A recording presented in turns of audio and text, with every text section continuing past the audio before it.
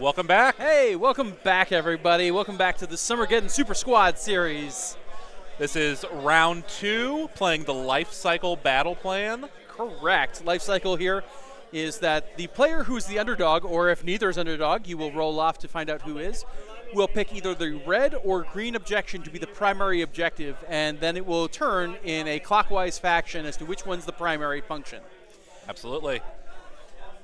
Other than that, it's a pretty straightforward here scoring where you'll score 4 for 1, 2 for more, 4 if you control both the green and the red in the first battle round only, and then 2 if you score primary from beyond that, and then 1 for each secondary objective you control.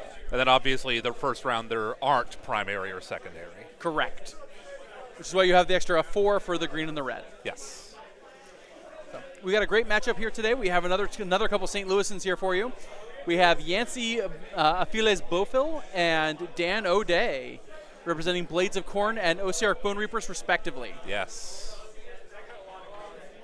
And they are beginning the roll-off. Yep, there we go. And Dan has priority, and he will be dropping first. Yes. So it is worth mentioning on this battle plan there are 4 places of power. The 2 on the middle line are places of power. And then in the bottom left, just above that quadrant, there's a building. And the bottom right and then top left just below that, those are places of power. Yep. And here's Dan O'Day's list. He is an Ossiarch Bonereapers, as we said. He has 3 drops, as you can see here. It's Catacross and Mortis Guard Reinforced, Archive Reinforced, a Soul Mason, a Gothazar Harvester, and then Vokmordian with a Tetric Court. And those guys are actually really cool. I've played against them a couple times. So they're pretty impressive. They're a very fun idea that when you can create any kind of construct that you want out of bones, Yep. Might as well create something interesting. Absolutely. And Catacross is also pretty well positioned for this meta. He is not a monster, even though he seems like he should be a monster, so he can get all the obscuring benefits. Correct. Whether it be from terrain or objectives. He is shockingly an infantry model. Yes. One of the biggest infantry models in the game. Also worth mentioning, Dan is running the Horrors of the Necropolis manifestation, which is the actual OBR manifestations. Yep. And then for his battle tactics, he has Intercept and Recover and Restless Energy. Intercept and Recover being the same one we saw last round, where he'll have Yancy pick 3 of Yancy's units to have treasure, and then as they are killed, he can collect the treasures for the 5 tactic points. Yep. Keeping in mind that if Dan takes a double, Yancy can remove one of the treasures. Exactly. The other one he has is Restless Energy. That is, you can complete this battle tactic at the end of your turn if you control an objective that was controlled by your opponent.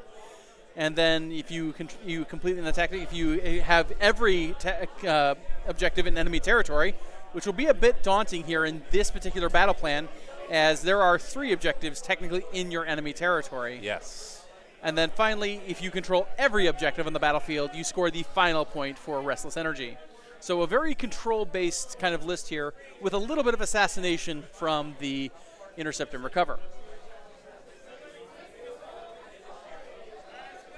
And our players are just talking everything through here. Here's Yancy Aviles-Bofill's list. It's Blades of Khorne. He has, of course, the only manifestation lore they can take, the Judgments of Khorne. He has Intercept and Recover and Master the Paths, both of which are tactics that we saw last round. There's a Bloodthirster here, an Aspiring Deathbringer with a Reinforced Blood Warriors. Love Blood Warriors. Yep. Scar Bloodwrath with Wrathmongers. A Skull Taker, a Realm Gore Ritualist, and then Skull Reapers. And then the Faction Terrain Skull Altar as well. Absolutely. A must-take for Blades of Khorne, in my opinion. Absolutely. Yeah, there are some armies that can take or I should say deploy or not deploy their faction terrain. It's sometimes not super relevant, kind of a neat or a nice to have. But for Khorne, you definitely want to deploy it and be using their altar. I definitely feel like you're playing with one arm tied behind your back if you don't. Absolutely. It is worth noting the OBR faction terrain is one that I kind of think falls into that area, where sometimes it's not super relevant. Although it is interesting that Yancy is deploying his. Or no, sorry, Dan is deploying his. Dan is deploying his, yep. Yep, the Bone Tithe Nexus is sometimes something that if you leave it at home, it's not nearly as big a deal as you think it is. Yeah. It's just a huge target, so it could open up charges if you're putting it in a place that's going to be useful. But then it's like where Dan deployed, it's kind of off to the side. It only has like a 12 or an 18-inch range. It's not super long. Yeah. So it might not do a ton this game. Yeah, it's really going to affect the red and purple zones here at best. So it is also worth. Oh, sorry. No, you're fine. I'll say it is worth mentioning. This is one of the battle plans that has a kind of unique deployment, as you can kind of see the battle plan map there in the middle. The middle quarter of the board is no man's land. They are the full long around the long edges, and then one quadrant up on the sides, and then they meet there in the middle. Right, so there's two U shapes here, effectively, that they're Yes. deploying. Looks like Vakmordian is the first drop here for Ossiarch Bonereapers. Vakmordian, a unit that I think is finally getting a little bit of love. From when he was first released, he was just kind of a meme more than anything else, but it's a really cool model. Yeah, definitely he's getting his time in the sun.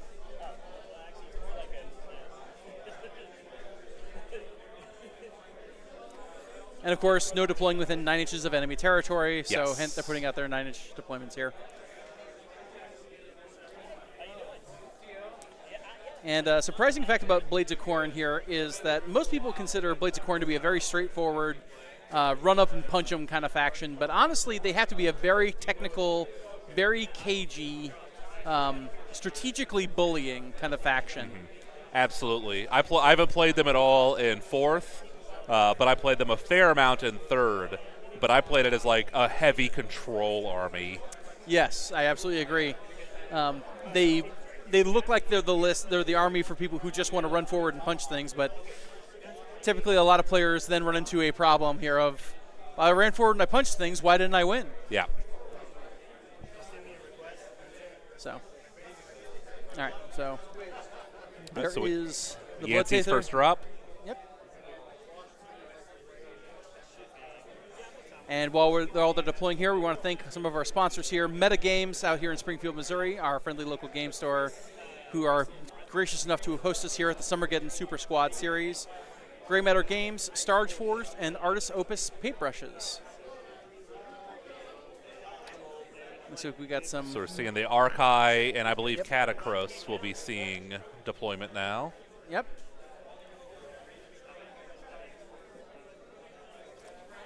The Morghast taking a little bit of the hit in the new season here, in my opinion, but they are still pretty potent, I think. Oh overall. no, that's a separate unit of them with the Soul Mason. Yes. As I think there's one regiment that has them with Catacross and one regiment that has them with the Bone Mason. Yes.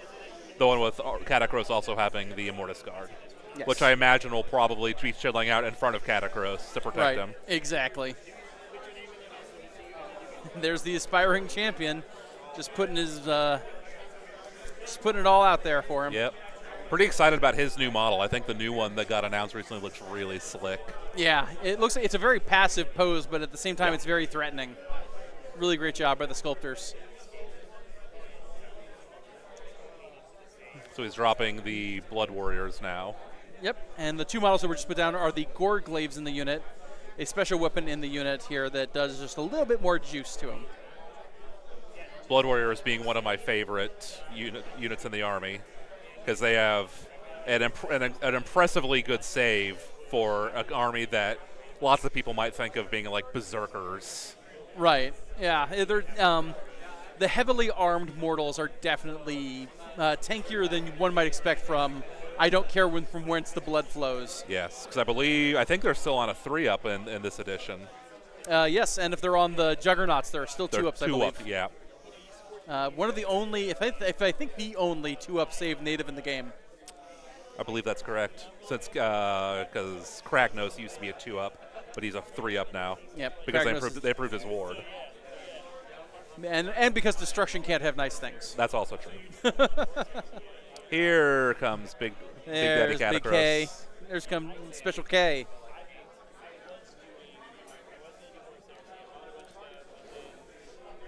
Doing a quick consult here. And here come the Immortus Guard. So it's worth noting Dan is deploying a little far back. He could go up to right at the midpoint of that objective. Looks like he's hanging back 3 inches. Yeah, I think he's trying to play it a little conservatively here. There he goes, getting a little further up there. Yeah, he's just not trying to put it all out there. He's trying to strategically bait perhaps any kind of first turn shenanigans in here, although Yes. Khorne is usually not the army that can run and juice up, ironically. Not usually. That's usually Slaanesh's territory.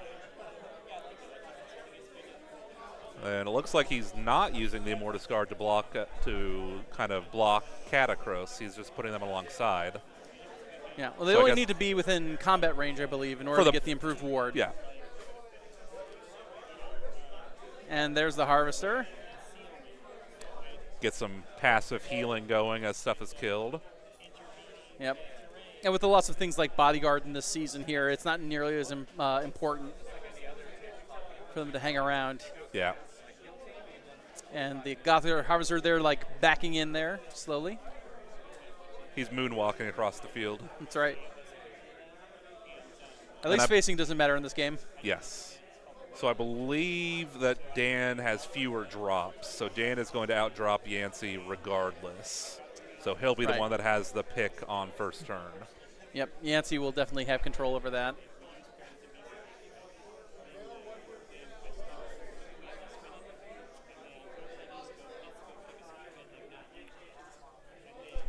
I do enjoy, one of the aspects I enjoy this season is people are being a lot more liberal with drop variations. Yeah.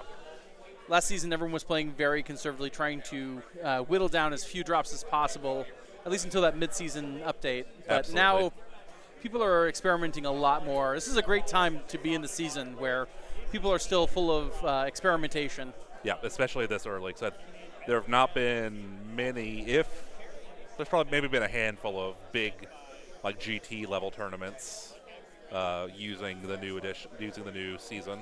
Yeah, certainly this is the biggest one in the Midwest. Yes.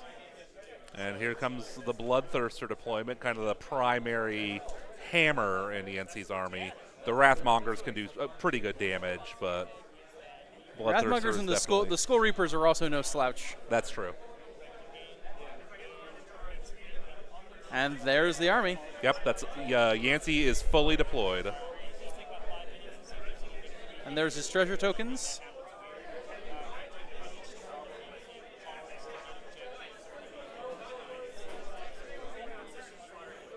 And Yancy's just going to offer him a couple of dice to use his... Oh, no, never mind. They're going to use tokens here. Yep. Dan has generously made a bunch of treasure tokens here. Looks like Catacross and the Immortus Guards and... the Morghasts. Yep. Which makes sense. Those are his toughest units by far. Absolutely.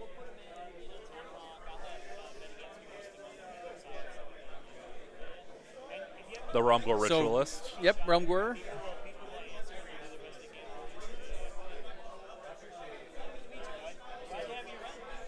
And the Tri-Modern tradition of every Blades of Khorne player explaining which units are which. Yeah, they do look a little similar. They're all just full of red and anger. And it's hard to keep them track.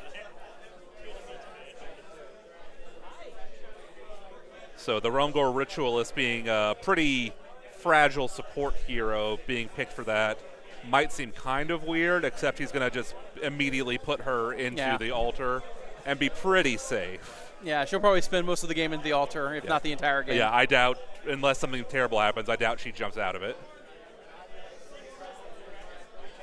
So Yancy has the first turn. Yep, round one, here we go.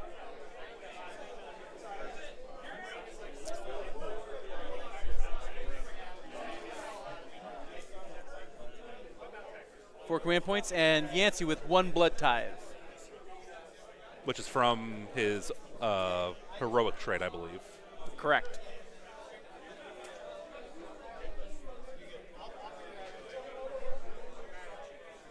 All right, so hero phase. Let's see what Yancy's got.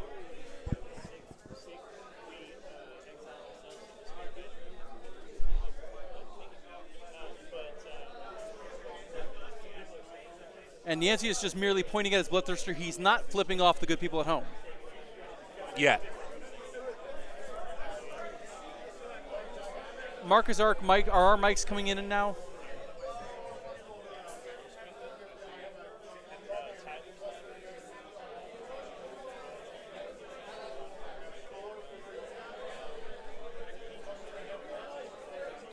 All right, Yancy is going to chant to bring in the bleeding icon. Yep. So he needs a 4 to pray on this. Yes. Not ascending the altar. Oh, there we go.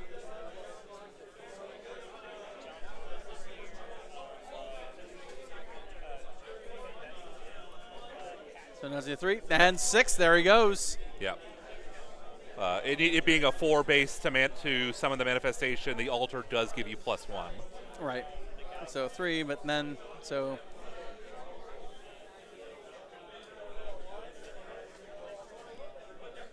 Now the bleeding icon is, I believe, non-mobile. Correct. So it's just a debuff aura.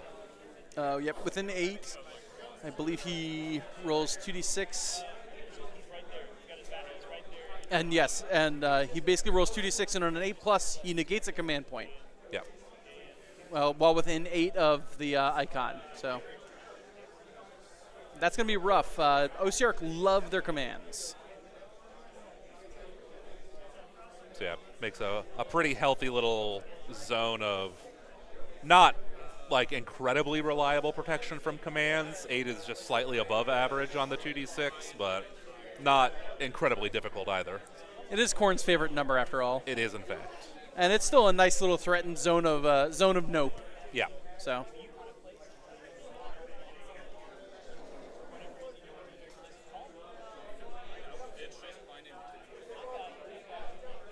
Looks like Yancy is kind of measuring out threat ranges.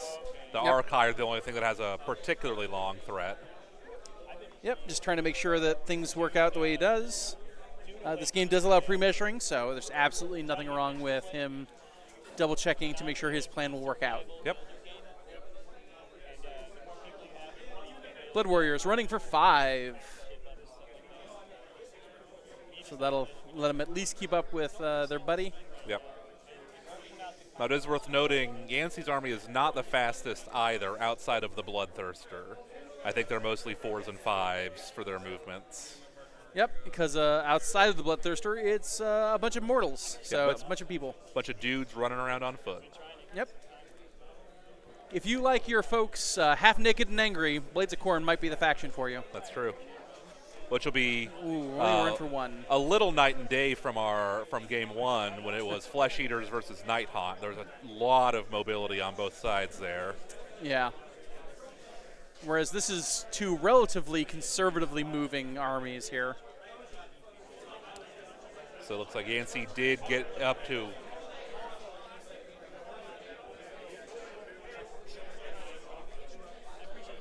Mark, chat, can anyone confirm if our audio issues are resolved yet or not? We're just trying to make sure here. Running for 6, going where they want. And it looks like Yancy's Skull Taker got up within range to touch the place of power. Yep, that'll come in handy here during the opponent's hero phase. Yes, because I believe that'll be Yancy's only unbind. Not to mention, places of power now do a couple of different things here, as it can heal models now, and then it can also give obscuring abilities to pieces of terrain, in addition to the unbind here. You do have to pick one of those effects, though. Yes. And it's also worth noting it can make not only terrain but objectives obscuring.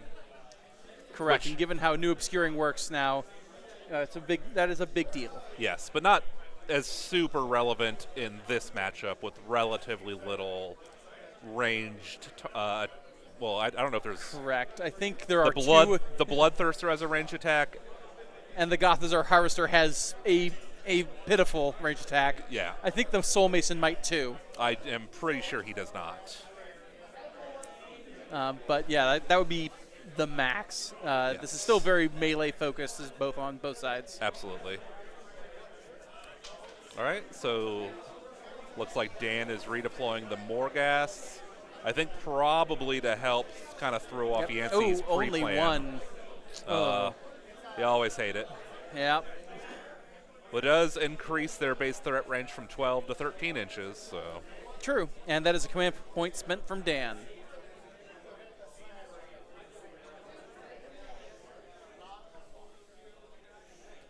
And Yancy's just hashtagging something on Twitter, and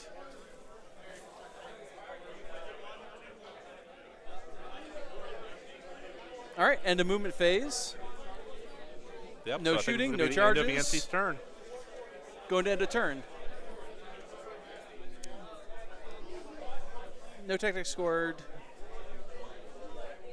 But he is going to score max, I believe, max points for the. Yeah.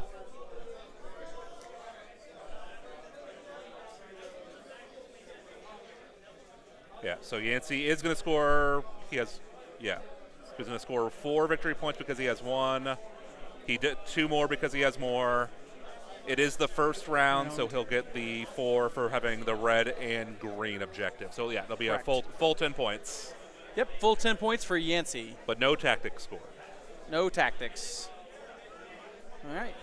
As we move into Dan here, top of 1. Bottom of 1. Or bottom 1, excuse me. Yeah, right.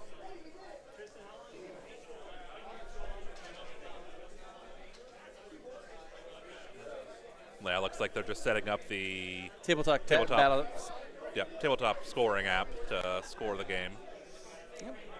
And while they're doing that here, let's go ahead and give a shout out to one of our sponsors, Art of War Studios, a British maker here of fine tokens and game aids for just about any game you can think of.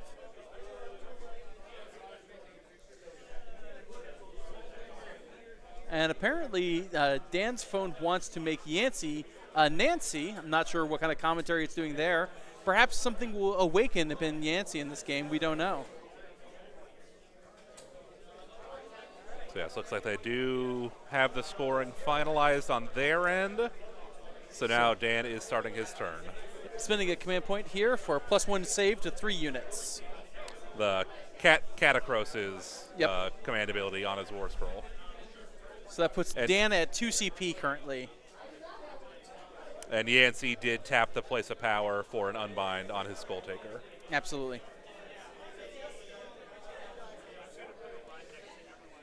So +1 to save on the Morghast, the Mortis Guard, and the Gothazar.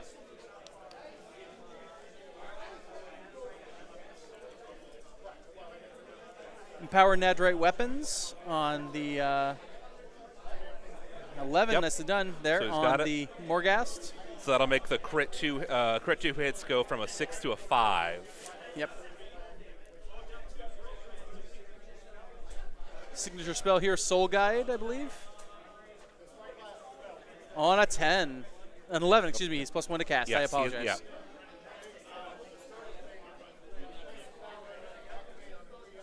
Can anyone in chat confirm or deny if our mic is still cutting in and out?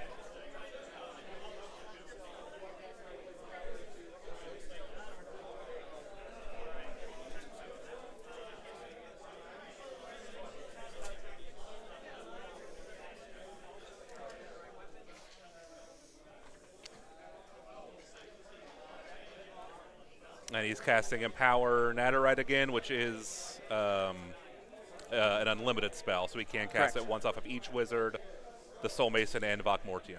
Yep. And Yancy is Right. still sitting on that unbind. Yep, he's waiting for the big show here.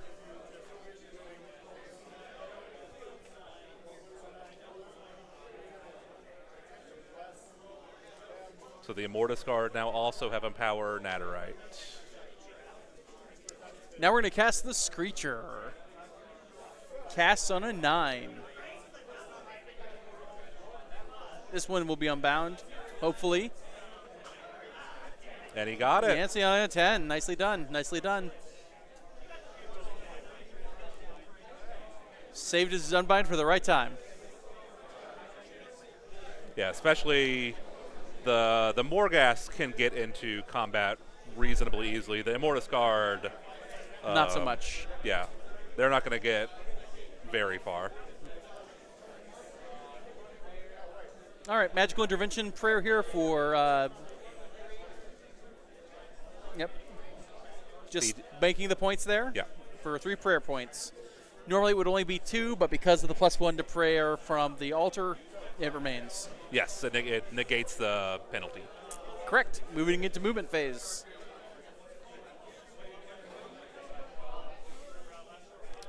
Katakros giving off his +2 movement buff here. So all the OBR units will have +2 movement, which will put the Morghast up to a 12-inch move. Yep, and then everyone's scooching on up here. Looks like the right flank is about to be assaulted. Yep. So Dan looks like he's going to try to get going early on collecting those treasures.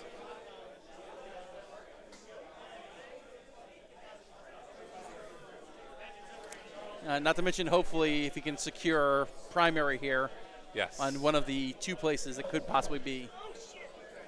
Yeah. It does not seem like he's going to get the full 10 for the battle plan, just because it's going to be tough for him to A, get up to the red, and B, beat the 5 that's on it. Correct. There's not much that could go to the red that would, I would put as a good idea to just put up against the Bloodthirster and dare it to do something. Yeah. Now, it is worth noting, Bloodthirsters aren't shockingly, not the most strong hammer, but they do put out respectable damage. Yep, they are not without their threats. And then So the Soul Mason is running and keeping up with his entourage. Certainly did a bunch of cardio that day. He's got those chicken legs going. For those that aren't familiar, the Soul Mason is a dude sitting on a throne, Baba Yaga-esque, with chicken legs. Exactly the way I explain it. Yeah, just imagine it's a skeleton Baba Yaga.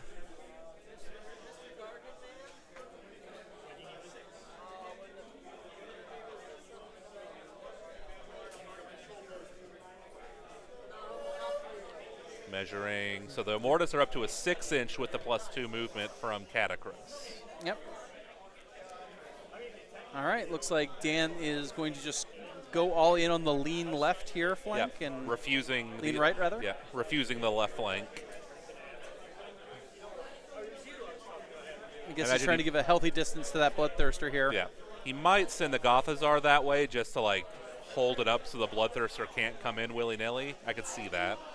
Maybe. I wouldn't personally have recommended it just because we would see a lot of resistance here, and the Gothazar is such a synergy piece to be able to recycle bodies. And in a list like this, it's as low as it is on model counts. Ooh, and a 1 on the run.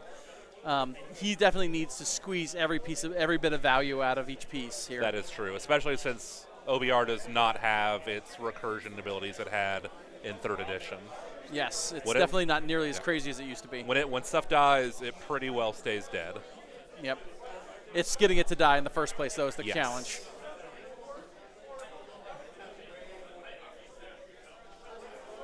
All right, and Special K looking to bust a move again towards the right here. Not terribly surprising. Katakros also being a base 4, but up to 6 with the ability. Yeah.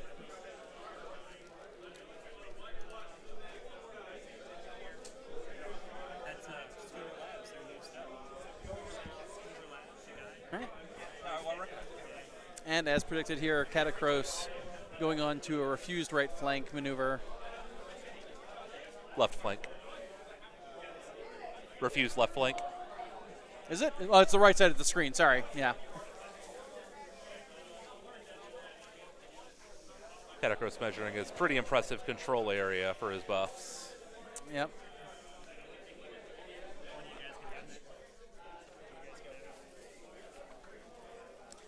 And the Harvester is only running for 1. Ooh, slow boy.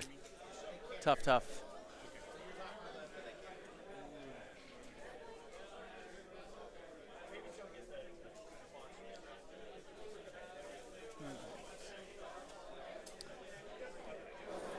Still being able to keep up with his compatriots, though. Yes. So it is looking like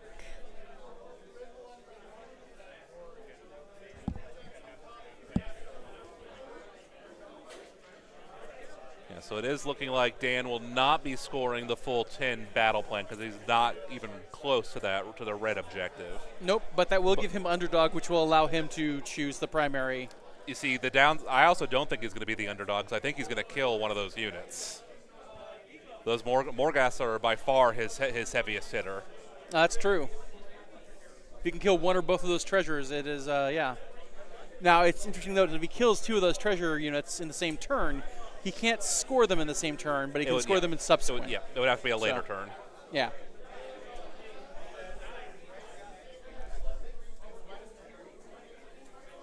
Yancy doing a quick redeploy here.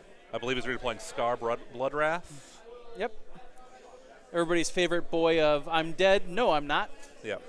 He got better.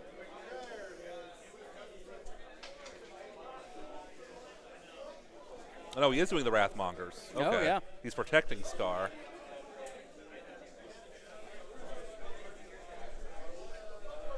Spending a blood tithe here for Murder Lust. Oh, here we go. Here we go. Denying the charge. Everyone loves it. So he is Murder Lusting the Wrathmonger straight in. I don't know if the Morghasts actually particularly need the charge, honestly. But they don't, but it's going to make it tougher for Dan to get more bodies on the objective. That's fair. So we'll go to the Morghasts to get a little lucky here and hopefully do some more damage before things get too bad on that flank. And it is worth noting that was Yancy's only blood tithe point. Correct. He's currently at 0 blood tithe, which, I don't know, may not be here for long. And the 2 players are announcing shenanigans on each other. And, yep, no shooting because Gothstar Harvester ran. Yep.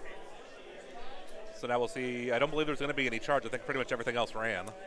Correct, yeah. I don't think there's anything that really could or should charge at this point. And the Mortiscar did not run, so it's possible they may get a charge, but that would be a long charge. That's a real Hail Mary.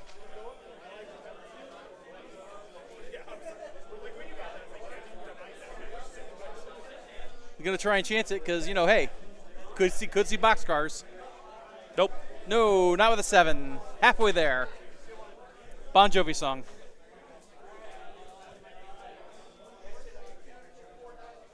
Yeah, now we'll see if Yancy is going to countercharge. He did have enough command points, but he is not. Yep. Looks like nope, and they're going into... Yeah, going to combat. Yep. Dan is using the Ossiarch combat ability for a 5-up ward. And pile in.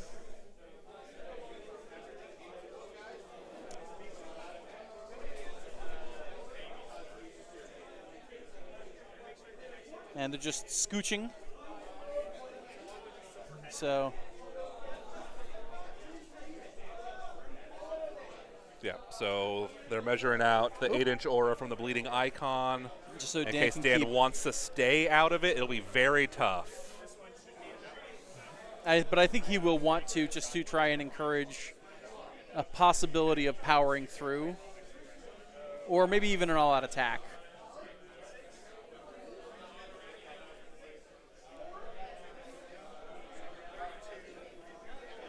So we're no all-out attack. Yep, we're not going to see an all-out attack, which is probably going to power through. Yep. As I don't think AOD is necessarily worthwhile. So we'll have to see at the end of this dice roll, though. All right, they're gathering dice here, and I just want to give a shout-out here to one of our sponsors, Game Mat EU. Game Mat EU make several of our finer neoprene mats, as well as other neoprene items here. They are a wonderful way to enhance your gaming experience.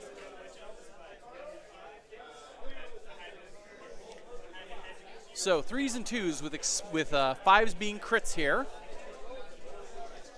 And any 1s that are rolled is a mortal wound back to them. And there's 3 mortal wounds. 3 mortals going straight back. But 4 crits. Yeah.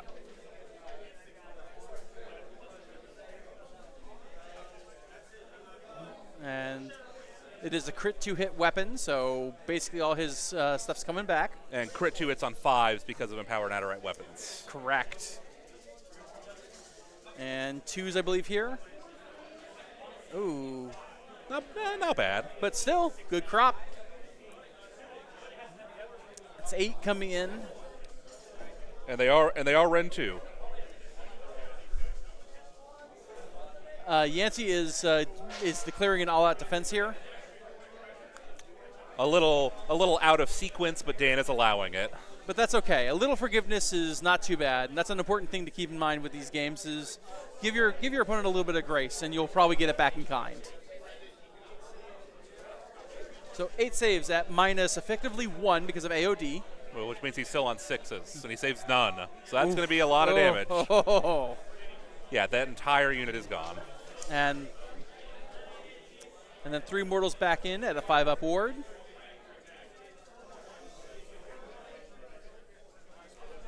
Oh. Round and round and round it goes.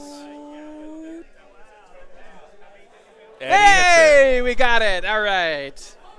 So only 2 mortals taken from the Wrathmonger ability. Yeah. Don't worry, Yancy. 2 out of 3 ain't bad. Meatloaf taught me that.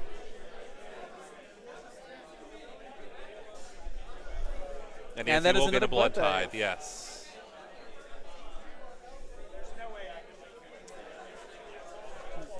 And no power through, though, too. Correct.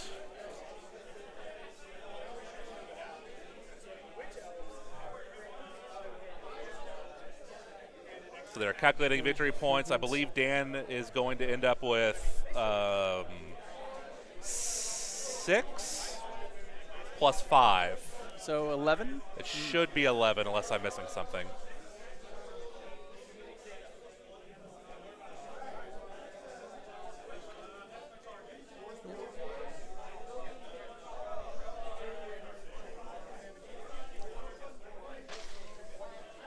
All right. And a quick shout out here to Artist Opus Brushes. They give us some of the finest tools in the hobby. Bring up your painting to the next level here with Artist Opus Brushes. So there's going on.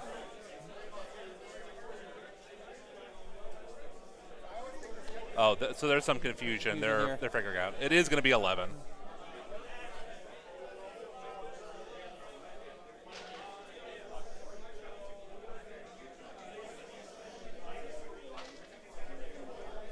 Oh, he's not. He is only a score 9. Dan was right because he doesn't have more.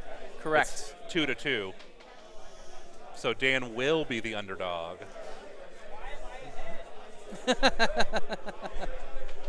Yeah, that is my bad for misreading. Yep.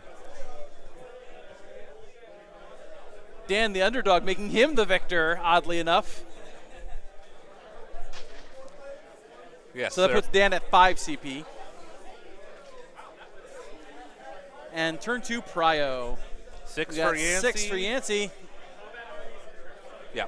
So, yep. Yancy 5 wins for him, regardless. but Yancy gets it.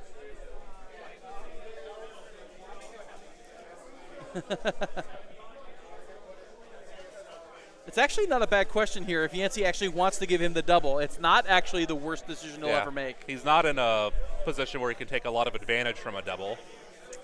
Yeah, I believe that leaning too far into the flank here may have put him in a conundrum here on this. It was a canny move by Dan.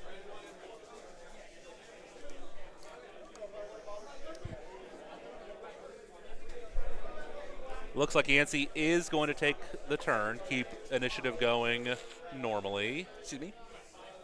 And Dan is going to have to pick one of the objectives to be the primary. All right, either green or red. Green is now Green primary. is primary. Which does mean that for the rest of the game, it will go clockwise. So the objective in Yancy's will be the primary next round, then the one with the Bloodthirster in the following round, and then the one in Dan's the final round. Correct. So it'll go green, blue, red, purple in this skin. And again, apologies if you are colorblind. You know, I don't think that was something that GW thought about a lot with the season. Probably not. You got to go off of symbols. Yep. Using a 3-inch gauge there from Zealot Hobbies.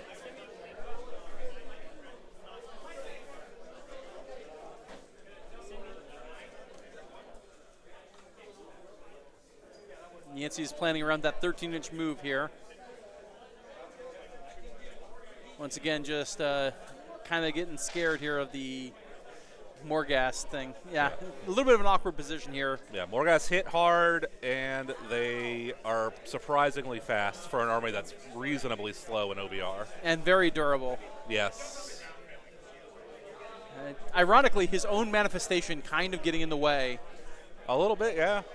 Although you can move through them, it's not an Yes. issue, but it does make things awkward.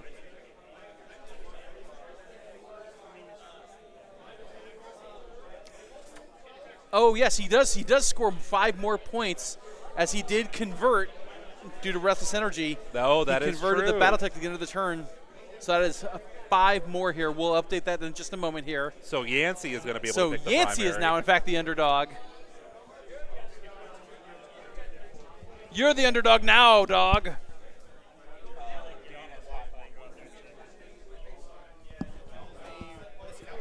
They missed the battle tactic. So now 14-10 for Dan.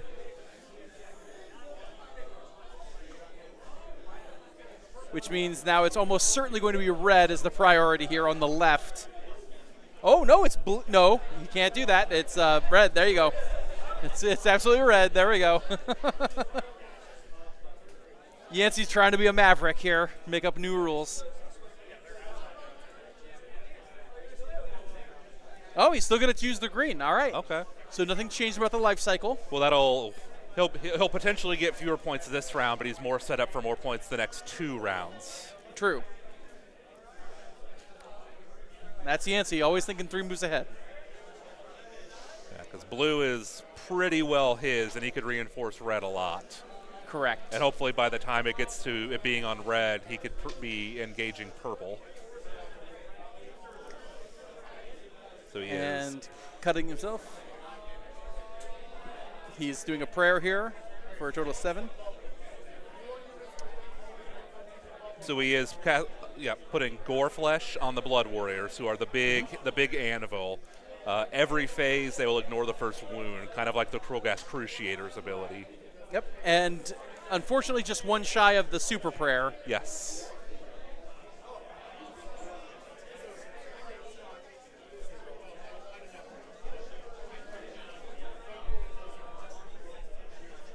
So only the wards that are being checked here are on the Bloodthirster and the Deathbringer here near the place of power. The Skull Taker. Skull Taker, excuse me. The demons. Yeah.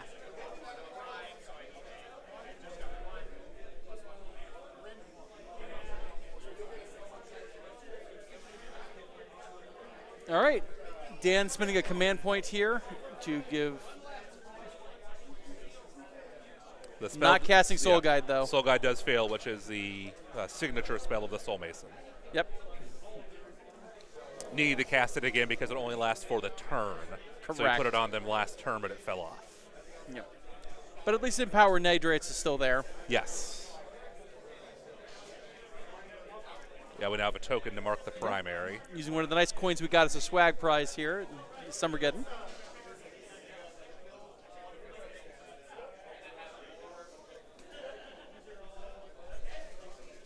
So we are done with the hero phase and into movement. Yep. Scar just moving just outside, leaving a little room for the Holy Spirit.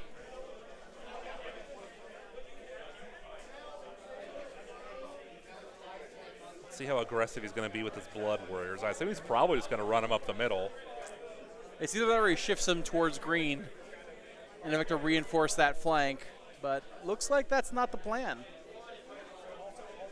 Well, there's not going to be room to land on the other side of the Bleeding Icon, probably. True, the so brick is a little too big. Yeah. And without access to run and charge, it really does make it difficult for that blob to actually make it past.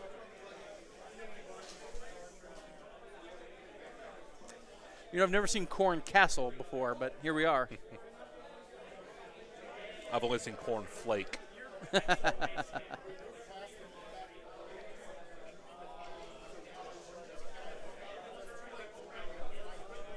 Skull Taker is going to run.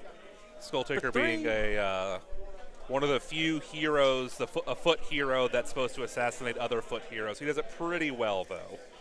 Usually that's kind of a losing proposition for models, but he's one of the few that kind of accomplishes that goal. Yeah, it's true. Ooh, running the Wrathmongers only for a single point. Oh, so he is accepting the refused flank. Yeah. Maybe he'll use the Bloodthirster to try and do a pincer. Maybe, yeah. Because the Bloodthirster, with a good enough charge, it'd be a long charge, but could get into combat with the Harvester. Yep. And he's indeed checking. Players are confirming that it would be indeed very funny to try it. Which I agree, but yeah, it would be silly. Yeah. Yancy would have to become Billy to become a silly Billy for that one. Apparently, Khorne currently cares from where the blood flows. Yeah, they're not eager for it to be on that side of the board. Yeah, definitely the better strategic action. True.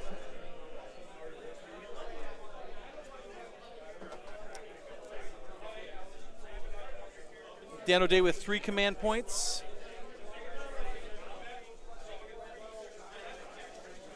And he's using the OBR ability to get anti-charge +1 rend. 5-inch charge here for Scar Bloodwrath. That should tuck him right in there.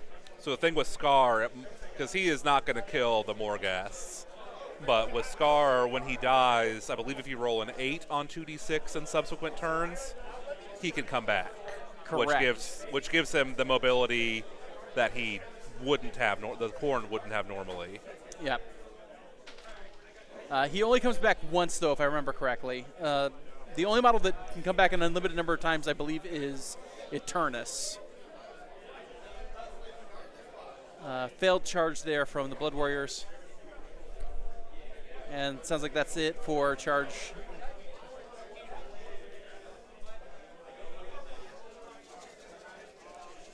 Yancy's considering re-rolling those Blood Warriors.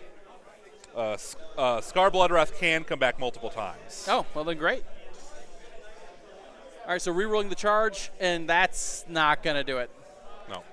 Especially with because a 5-inch reroll. Yeah, there's a -2 charge from the heroic trait on the Soul Mason. Yeah.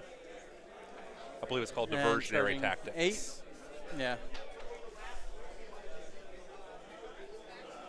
Yeah, not there. Nope. Do the Immortus Guards still have that ability where they can reduce the charge range on targets? I don't think so. I think all they have now is the Bodyguard Ward. Okay. But I will double check that.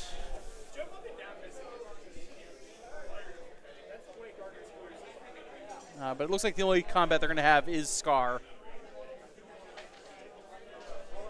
Yes, Immortus Guard's only ability is the Bodyguard.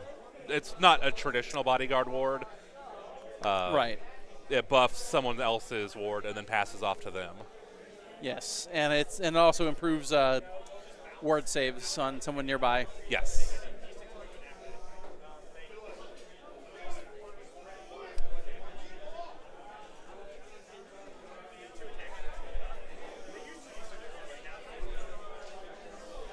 Looks all like out defensing here. Dan is all out defensing from Scar.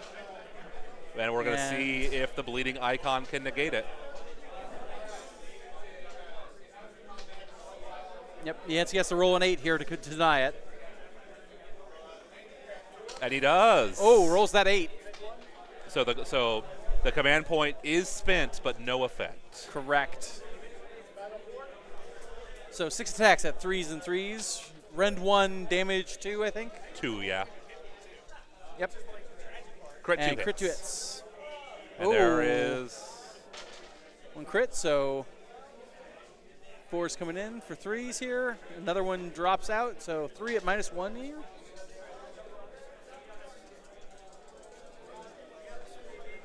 And he hits Ooh, 2 of the 3. And then 2 damage, 5 upward. Whoa! Only 1 damage taken. All that work for 1 damage. Oof. Talk about much ado about nothing. And now we're going to see if the Morghast can one-shot Scar, and I bet they can. It depends on how many you can pile in there. I think he's only going to be able to get 2 of them in there. 2, yeah.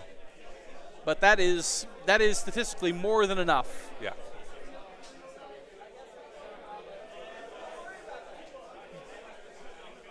Chat, what do you think our odds are here of Scar just getting the long goodbye here? Or for Scar's sake, a short goodbye? Chat, come back. I think the stream died.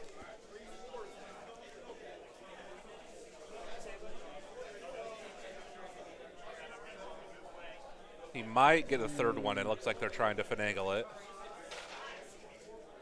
The 4th one is definitely not getting The in. 4th one's not, but yeah, I think. Just 3. 3 out of 4. Not bad. Not bad.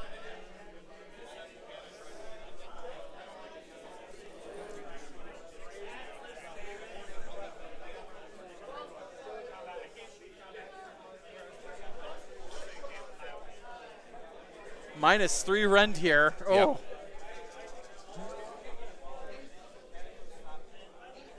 And now Scar is going to try and all-out defense. And see if Catacross can negate, because he has a similar ability to the Bleeding Icon. Correct.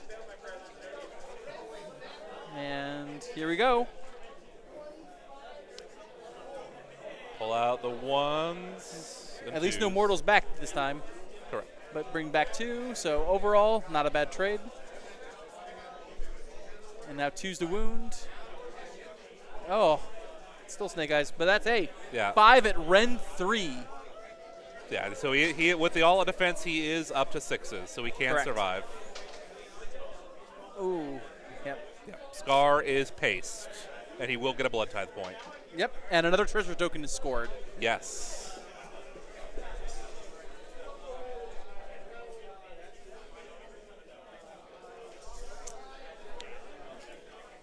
Yeah. Scar being able to come back multiple times is kind of a cool Blood Tithe combo, because you can keep charging yourself up as he dies, and you roll the 8s to bring him back. This here, Yancy still scoring 4. And I think Yancy's going to get 6 points. He has 2 secondaries. Yes. Unless he's got another tactic that I'm not aware of here that he can score. I think he's only scoring 6.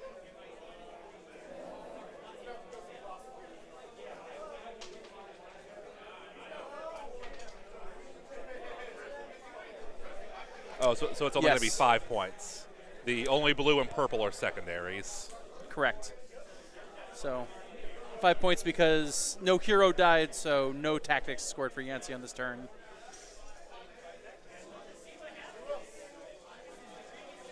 So that'll put Yancy at 15.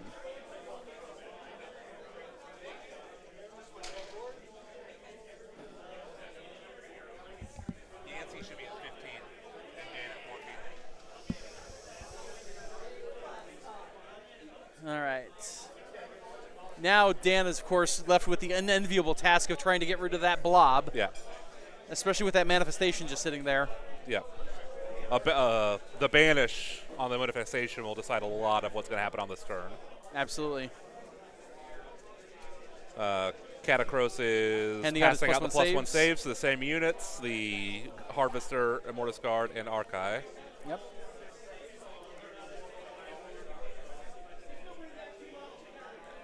And it going does straight seem in like, here. yep, Dan is going to try to banish.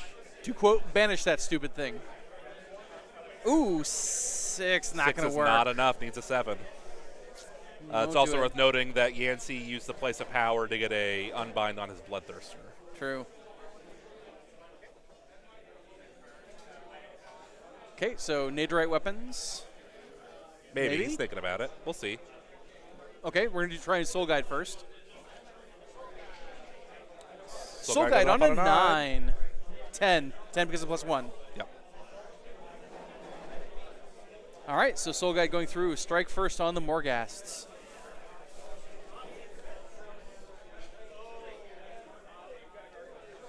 So now we're going to try Empower. This works So on a power, 7. Yep, power goes off on a 7. From Vokmordian. All right, we're going to try and stop it. Yep.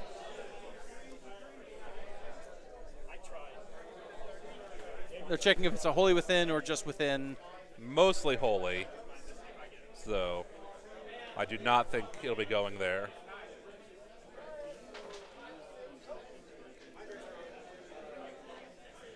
They're just double checking. It's just Within. It's just Within. Interesting. Okay. Very forgiving. Yeah. So needing an 8 Yancy here, and Yancy does just denies unbind it. Khorne hates the magic. Yancy just might as well start painting his army blue for the amount of times he's just saying no.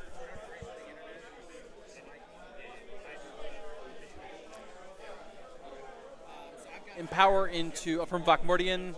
Nope. So that's the end of casting then. Yep. No more relevant spells that Vokmordian can cast. Yep.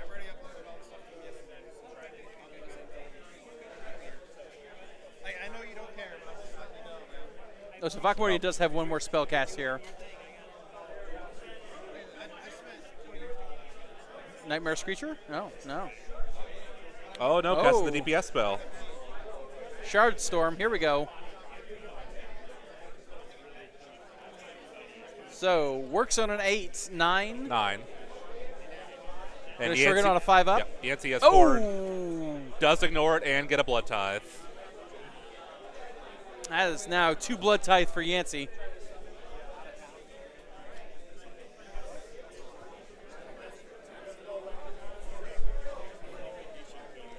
Yancy is counter praying.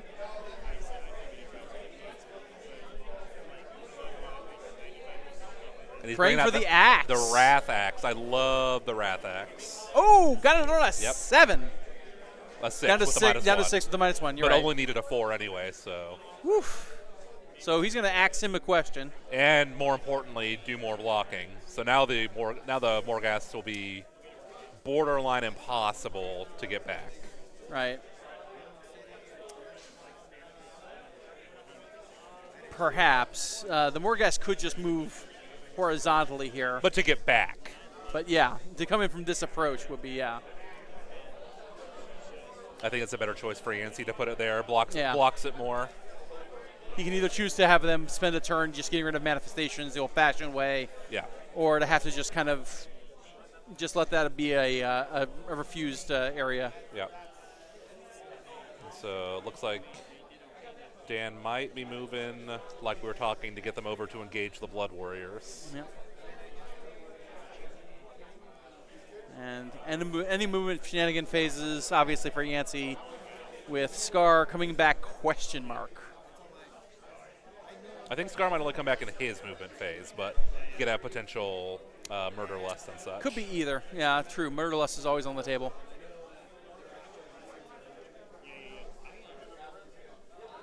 Dan trying to be a little cannier about how things move now. And looks like or that is, perhaps not. That is the plan.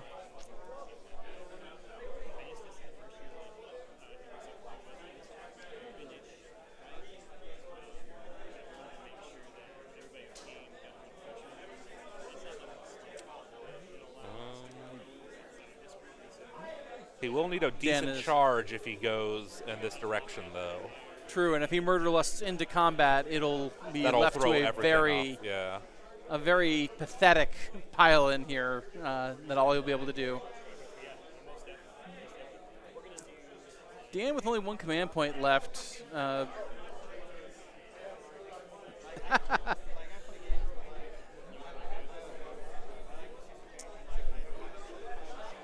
I would have been tempted to rally personally, but I'd rather keep it if you need a charge or something. True. They've only lost, I think, 3 total wounds, so. True. So Harvester taking a move. Looks like he's getting ready to punch some folks as well as harvest some bones.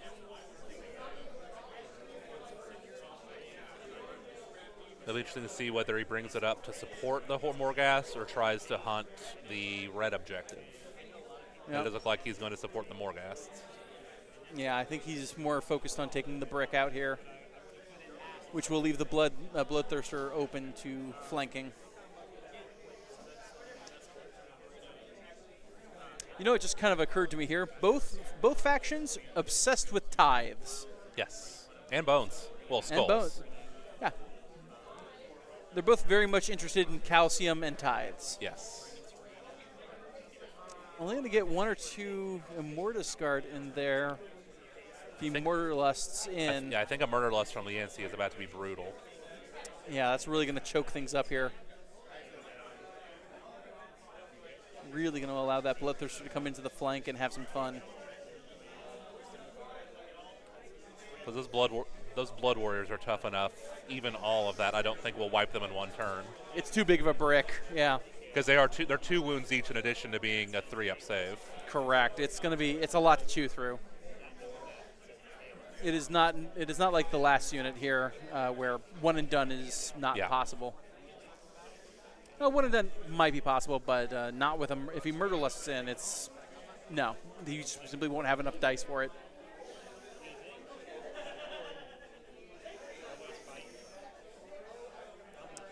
Special K moving up here, making that flank even more tempting for that Thirster. Yeah.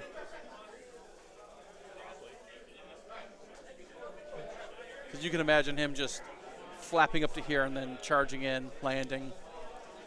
Yeah, he will still have the improved ward for the bodyguard. And the Terratric cohort are deep striking. I was wondering when they were going to pop up. Just coming in here to make sure that the primary is theirs. Yes. Comma, damn it.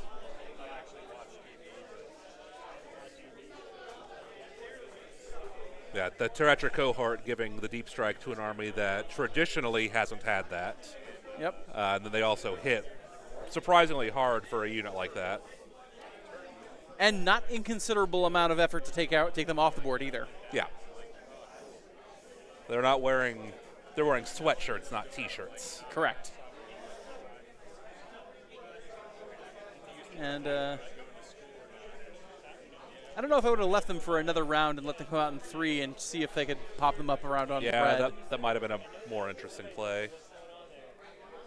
But this will make I'm not Dan. This will make it tough for Yancy to take the primary when his turn comes around. Oh.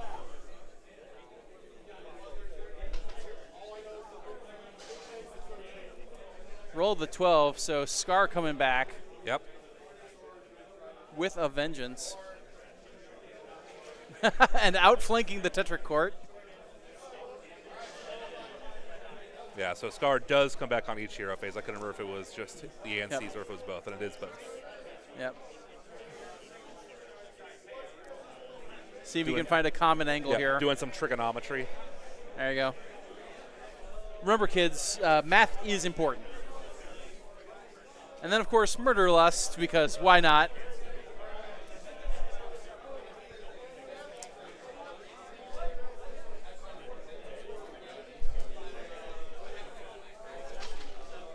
And then, did you ever see the movie 300? Yes, I have. Yeah. These gates are looking pretty hot. That is true. These gates are looking pretty darn hot. Oh, so he's just using the Aspiring Deathbringer to negate the charges. Oh, yeah. Okay. But he ties up all 3 units. Everything's tied. So now Dan is forced to choose to not pile in.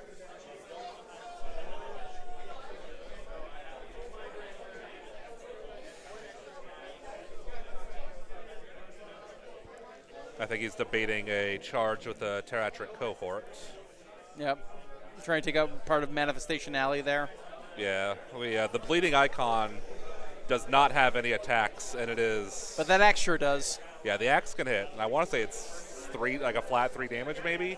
I'd have to double check that. Yeah. Not to mention the Scar is also in a position to maybe countercharge. Yep. Yancy is debating the countercharge. Oh, there he is. There he is. Tetraquart not going for it, though. Doing it, and I'm quoting now, for the lulls. Oh, got an 11. Nicely done. Yep. Nicely done. And the Wrath Axe, by the way, is 3 attacks at 3-2, Ren 2, D3 damage. D3 each. damage, okay. And when it charges, can pick up to 3 enemy units that it passed across to do a roll on the damage. Oh, okay. To do the bad D3, so to speak. Dan getting the 5-up ward for his combat OBR ability again. Of course, Not of course. that I think it's going to be terribly relevant. Well, it depends on how much he wants to, if he's going to choose to pile in or not. Let's see if he wants to. See if he wants to bring in the Blood Warriors. Yeah. It's my opinion that I think he's smarter if he doesn't, but.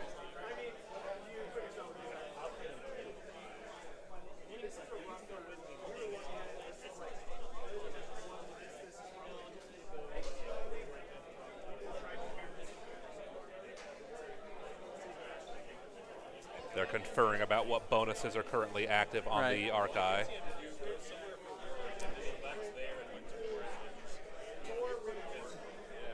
Yes, the Mortis Guard had the Empower Nidrites. Yeah, yeah. Oh no, you're right. He's right. It is correct because Yes.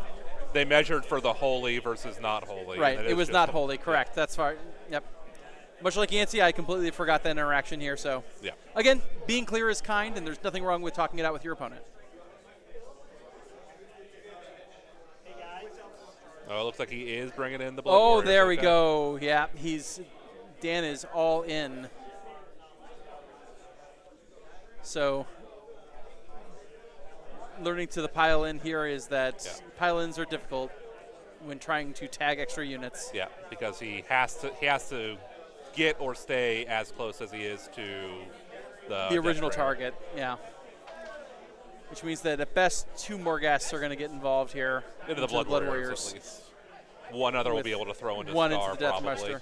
Or not The Scar, Deathmaster. the Deathbringer. Yeah, this Scar is over here. Yeah, Scar's with a cohort.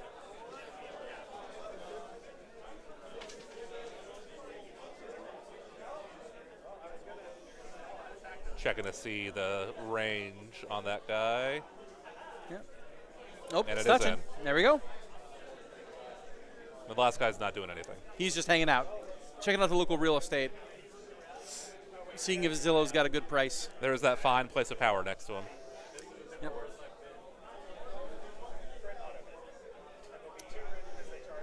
Soul Mason's in a good place for that place of power next turn. So he's only putting 1 of the Blood Warriors, 2 are going into the Deathbringer. No, Oh, 2 are going into the Blood 2 Warriors. into Blood Warriors, okay. I think that's smart, I given agree. that he's got other charges for the Deathbringer. Yeah. Oh, Does Couple get of 1 snake back, eyes. though. Again, from the 5-up for Empower Naderite. oh my goodness! Oh my goodness! Oh my goodness!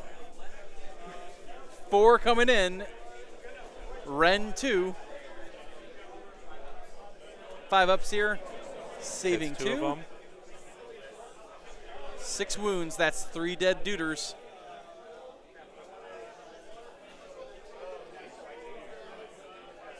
Yancy is thinking. About the murder punches. Because don't they have a fight on death kind of Oh, they have something like that, yeah. The Yeah. old, murder death or something like that? it's Khorne. It's all like murder, death, Yeah. blood.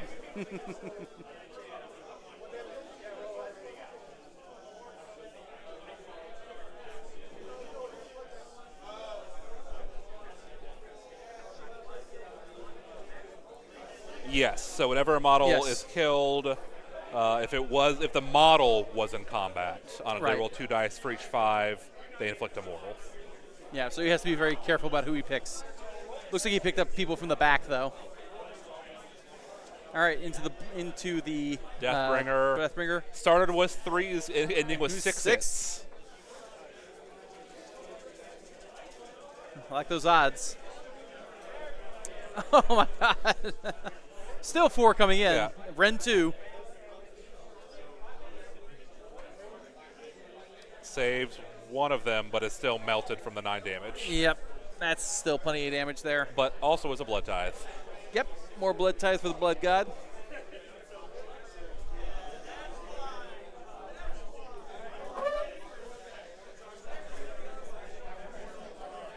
And now, Now strike first, so now we've got a chance of whatever.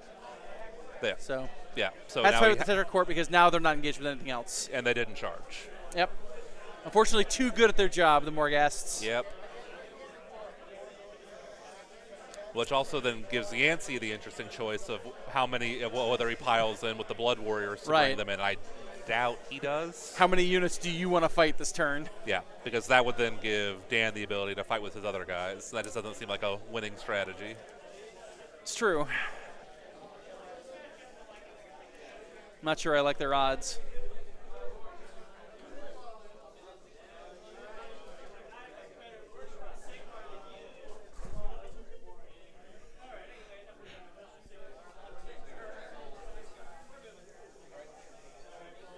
Yeah, so they have some little animals that don't fight very well, and then I think 1 or 2 that are pretty They decently actually have hitty. weapons, yeah. All right, 4s and 3s here on the Claws and Talons. No crit effects, pretty boring. I think they are technically companions. Yeah. Ooh, Well, not terrible, not great. Yeah, it's fine. And then 3s here. There we go. Not bad. Not bad. 4. Yeah, no rend, 1 4 damage. no rend here. Okay. Oof. Let's see if the big guys can do anything. Let's see if those Nadrite weapons can make their thing. And these will have crit 2 hits. Yep. There's some crits. Yep. 3 dice lost, 3 dice come back. Yep.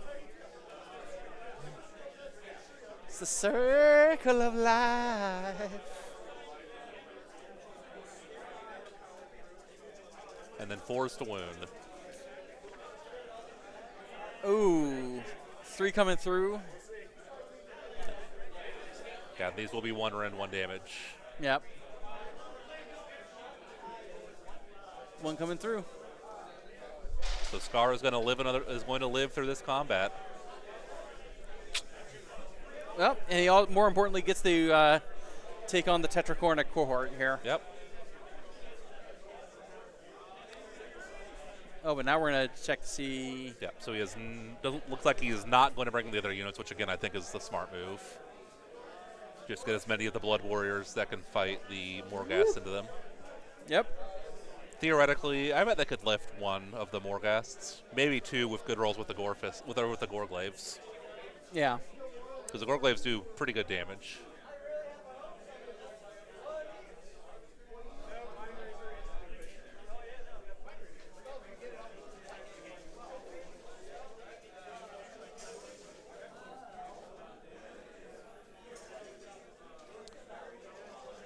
Yancy doing some very precise stacking here. Yes. While he's getting that done here, let's go ahead and give a shout out here to Monster Fight Club. Monster Fight Club, provider of fine accessories and games for all of your needs here. So if you're looking for something just a little bit different or something to spice up your existing games, go ahead and give Monster Fight Club a look. They might have something you like.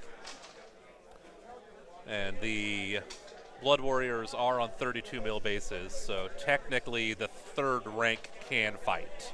Yes. The 4th rank would not be able to. Yeah, but definitely shoving everything in that direction here. Yeah, looks like everything's going to be fighting.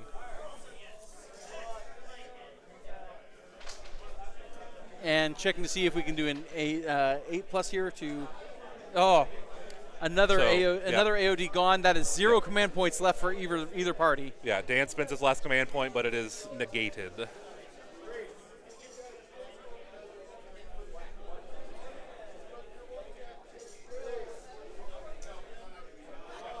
No command points left.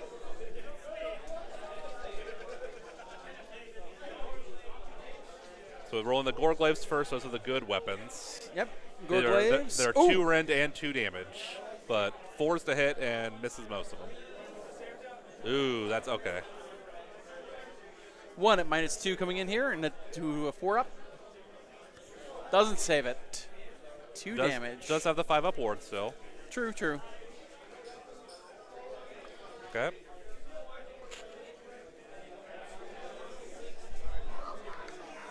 $16 dudes. A light and breezy 16 dudes. Yeah. Yancy landing up his dice here.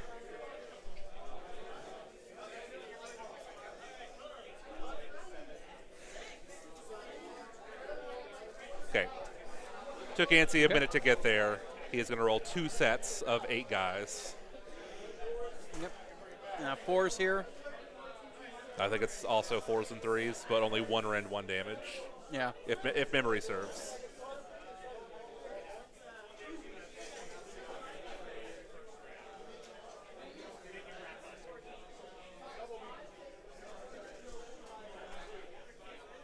Ooh.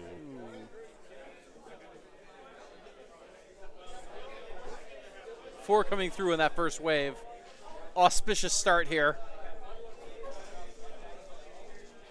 So let's see the second wave. A little better, a little better. Not a lot better, but a little better. That's some tough rolls for Yancy.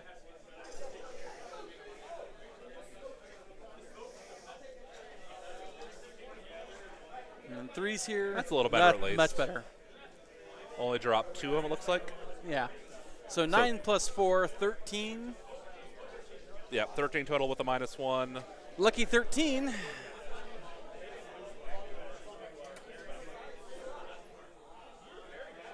So back to 3 up, natural save. Because they have the +1 from Correct. Catagros. Yeah. So the AOD would have been nice, but unnecessary. Yes. Okay, so looks like 4, 5, 4. 5 going towards. So this might be in more gassed at best. Yeah. Because I believe they're 6 wounds each. Yes. Oh boy. That's rough. Oh boy.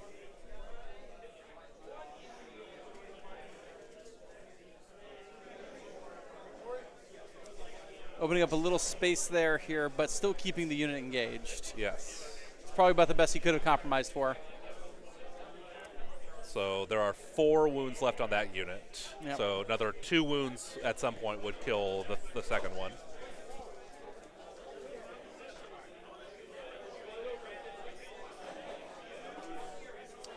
Let's see how much damage Scar can do to the cohort. Ooh, brutal.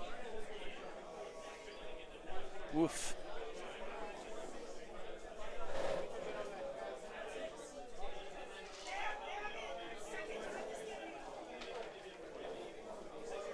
And doesn't ward any of it, so Yeah.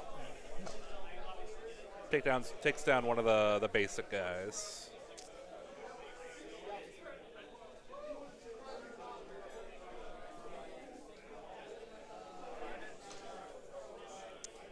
And, further complicating things because the Gothazar is not in combat with anything.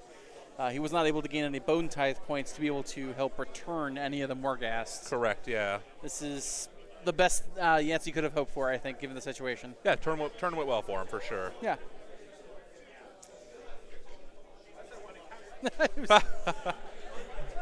Yancy did so much. Yancy did. They're chuckling. Yancy did so much that Dan forgot it was his turn. Yep. So they're doing some score here.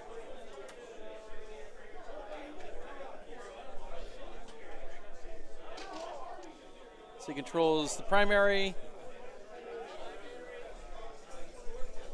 Yes, he's going to get 4 for controlling 1. Yep. He does not have more. 2 for the He'll primary. get 2 for the primary and 1 for the secondary. And then 7. can score a tactic from the treasure. Yep. Yep, so it'll be a 12-point turn for Dan, putting up to 26 points. Yep, because the next stage for Dan for his other tactic will be to contain both red, blue, and green, which will be daunting in this game. Yep. So rolling off for round 3. Ooh, Dan's got the 4. Does he dare double?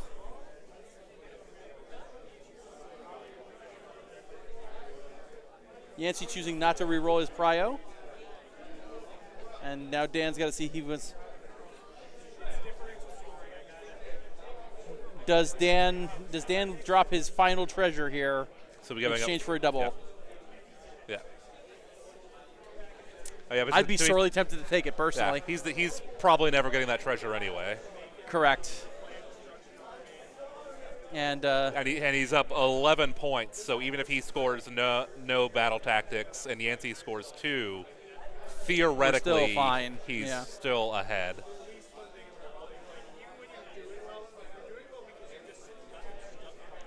round 3. So now that primary moves to blue. It's rough. It's a rough time to grab it.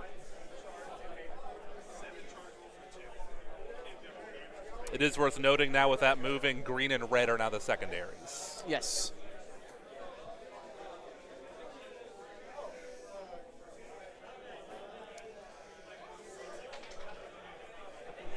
Dan's not taking it. Yancy's going to keep the rotation here. Yeah, maintaining the initiative. Yep. Which means Yancy is still the underdog, giving him a 5th command point.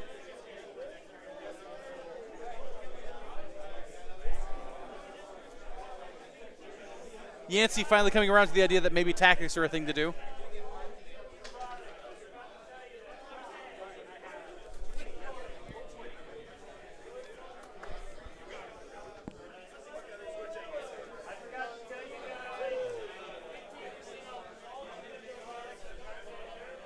While Yancy is prepping for his turn, we will again thank our sponsors. Again, Metagame, our gracious host, Gray Matter Gaming, Starforge, and Artis Opus.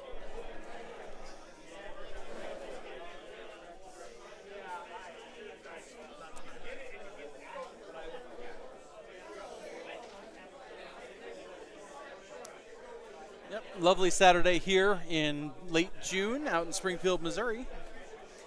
And we're doing what any sane person would do here in late June, and we're spending it indoors. Yes, enjoying air conditioning. Absolutely. Anyone who spent a Midwest summer knows Central AC is such a blessing. Yes. Ooh.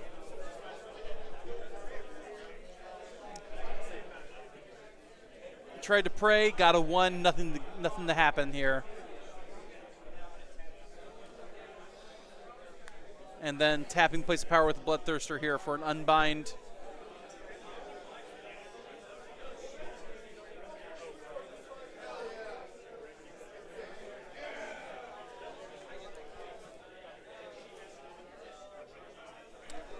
Dan is debating a countercast.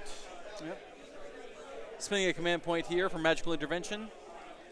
To get Soul Guide on the Archive, but it fails with a 4. Yep. And there's still a die left in that dice box for Dan. Maybe he'll pick it up. Maybe not.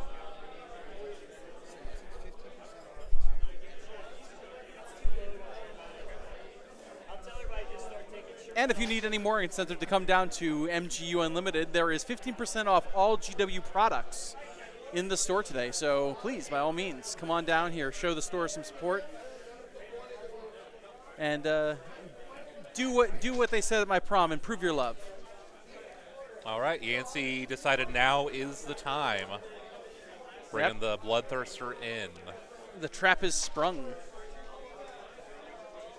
Also like me at prom.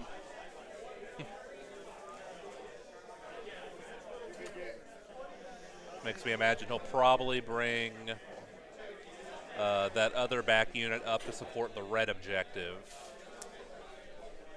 Yeah, because no matter what happens, that blob there at the hot gates is going to withstand for the round. Oh, yeah.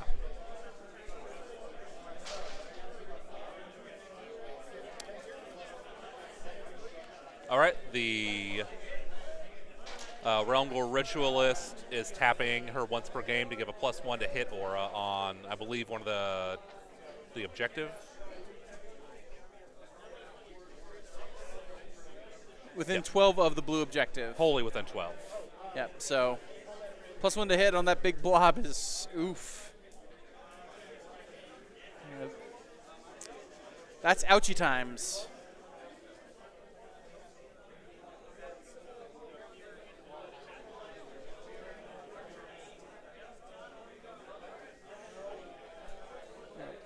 Expiring Deathbringer here, scooting up.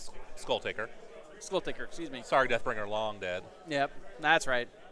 He aspired, and death was brought to him. He did not bring death.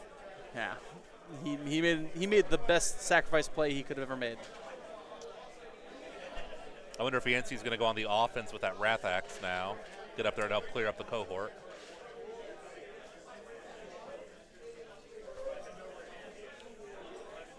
I'd be more interested to send it, just yeet it straight into the center there.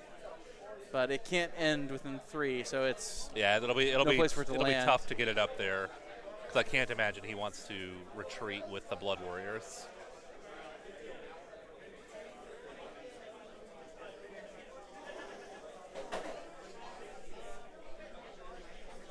all right. Nice 1-inch charge roll there, doing For as the I Wrathmongers expected, there, going yep. up and helping support. For the Skull Takers, is that it? Skull Takers, I think, yeah. I think the Wrathmongers were the other guys with Scar. Yeah. Go ahead and at least saying Blue House is us.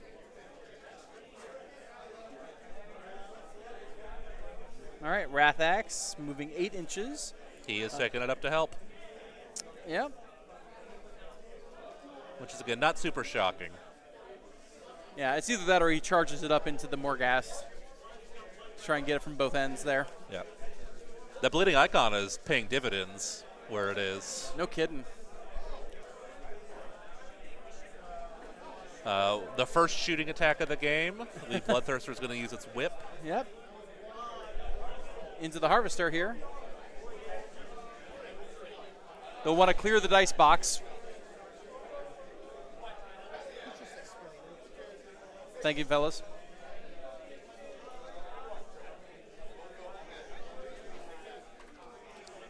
Threes, dropping 1. I believe it's 1 Ren D3 damage. Ooh. 1 up -1.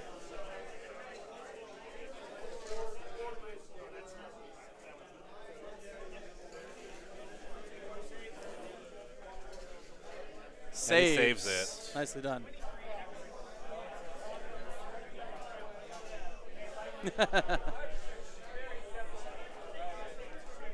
All right, let's see whatever charges. Yep. It does look like there is room for the Skull Taker to get in if he wants. Yep. Time for the Visa Oh, he Massacre cannot. phase. For helping. For helping.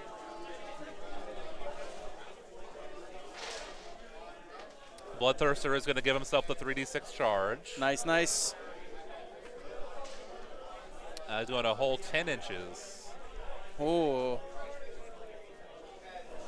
And Dan O'Day is declaring anti-charge as quickly as he can to give himself an every-proof shield, Yep. like we did when we were 8.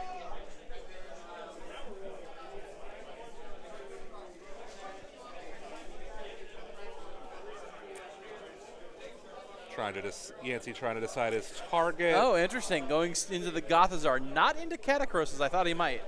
I think Catacross is too well protected right now. That's fair. He would most likely survive the attack run, and then the Boomthirster would probably die in the counterattack. You're right. That's not a Boom Thirster. That's the Oh, you're right. I'm sorry. Insensate Rage, not the Unfettered Fury, Right. or other way around. Regardless, it's not the Boom Thirster. It's the Whip Thirster. Regardless. Yeah. Yep. Let's see if that All axe right. makes it. Axe does not. Oh, it's not going to ask anyone a question. And as a manifestation, cannot receive the reroll charge command. Correct. Cannot issue or receive commands.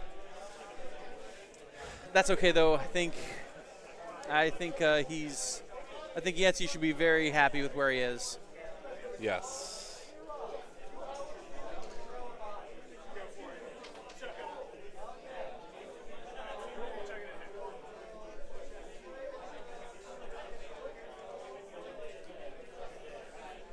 Looks like we're having a judge call for whether the anti-charge will affect the Morghast. I am pretty confident that it will not, because they were not charged. They were not charged, no.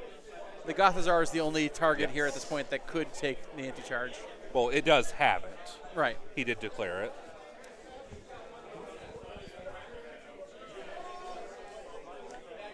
Oh, the Immortus Guard are Ooh, we're countercharging. countercharging. Okay. That brings Dan down to 1 command point. Trying to leverage everything he's got. Yeah. And when you're working with a very elite army like this, you're going to have to make sure that you leverage every element in your army to the fullest.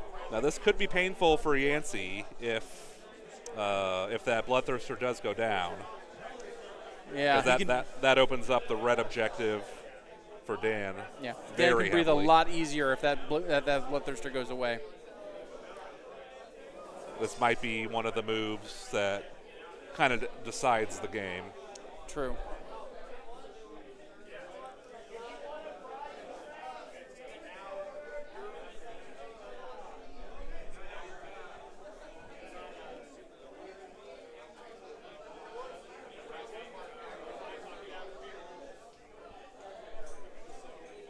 Having a quick discussion here on anti-charge and how it works.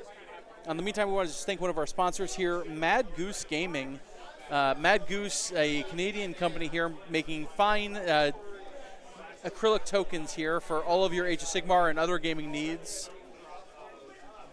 Check them out. They do some really great work, and Canadians are pretty nice. And if you haven't, try some Tim Hortons. It's great. It's solid coffee and donuts. Still debating anti-charge. While they're doing it, let's shout out Monument Hobbies, making like terrain stuff and like paint. I think they do brushes also and paints also. Yep, they're a Pro Acryl line. Pro Acryl, that's what I'm thinking. Yeah. They're doing great. We're calling a TO here to the board for the anti-charge question. They've asked for a TO, but have gotten Dawn, so I'm not sure how great of a call that is, but you play the card you're dealt sometimes.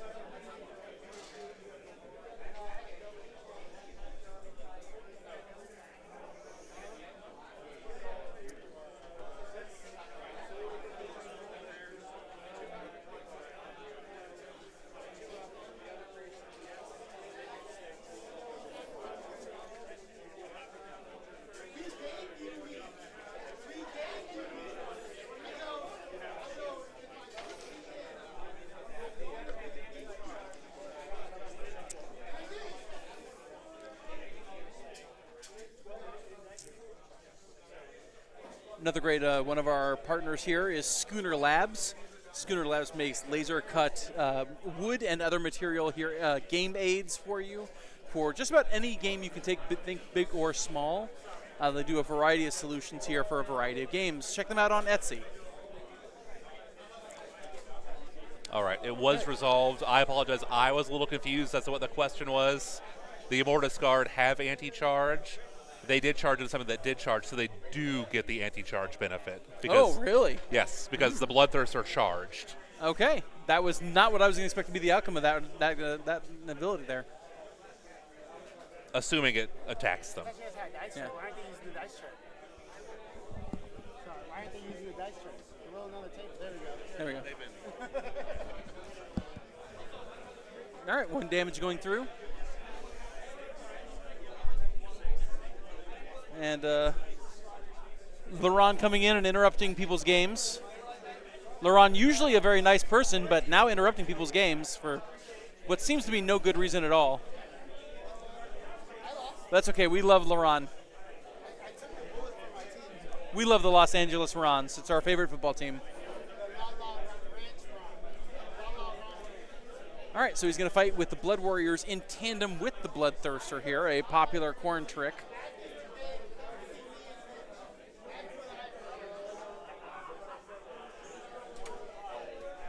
Just making sure everything's kosher. All attacks from the Bloodthirster into the Immortus Guard. Probably a better choice. They're a bigger offensive threat than the Harvester. Harvester isn't a slouch, but the Immortus Guard Right. will put out more damage. 6 attacks here. Oh! Oh. 1 attack out of 6 coming through.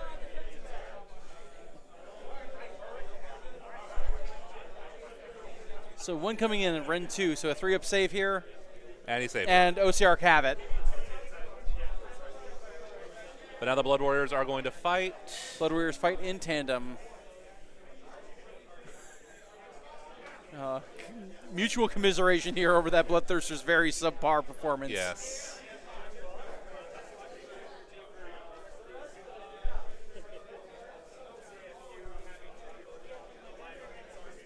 And Bloodthirster's just shoving up here, creating the hot gates situation that we described last round.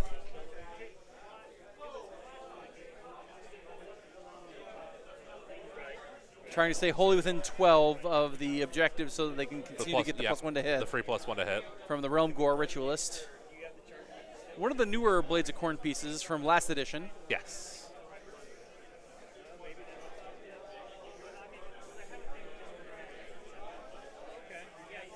Dan questioning why people want to pick on the Morghasts, and Yancy giving him the very clear answer of because they're good.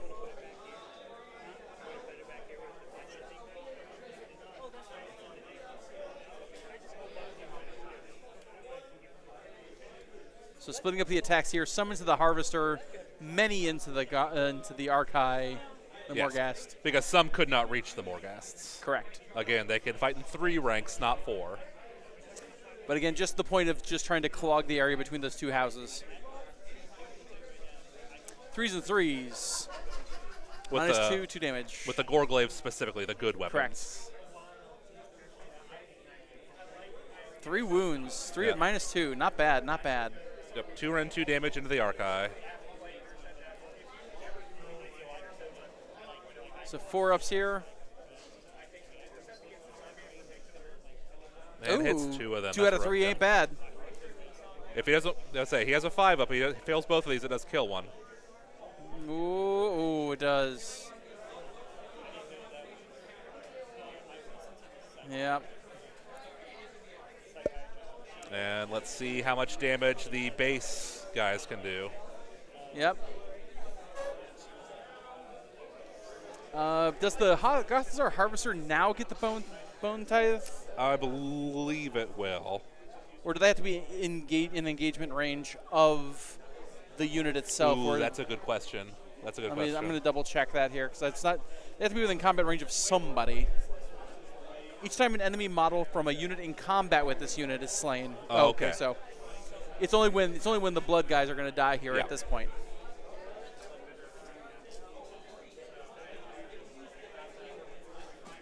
So 3s and 3s, -1 here.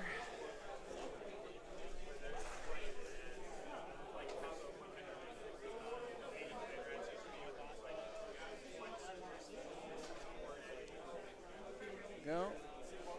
Picking out the 2s and 1s. Yep, pretty good start. Or this might be. I think this is all of them going into the Archai. The rest are going to go into the Harvester. Yeah, it's what I'd do. Ooh. Not a bad result. That's a spicy meatball.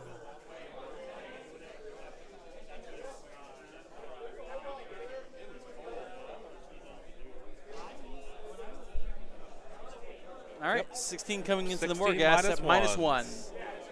They'll stay at their 3s. Yep.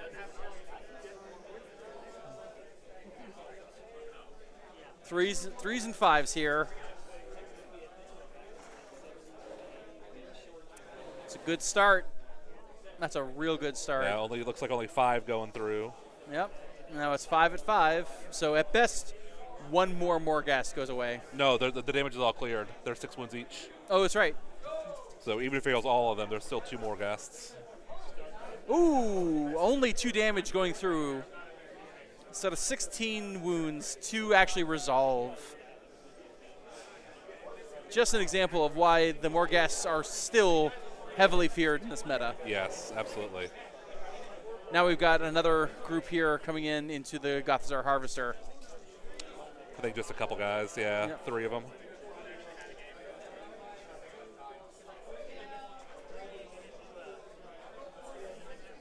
Two at -1 coming into the Harvester. The Harvester also has the +1 save bonus Yep. from Catacross, so he'll stay at his 4s. Yep. Takes 1, saves 1. 1 damage, 5 up. Nope. Gothzar takes his first damage.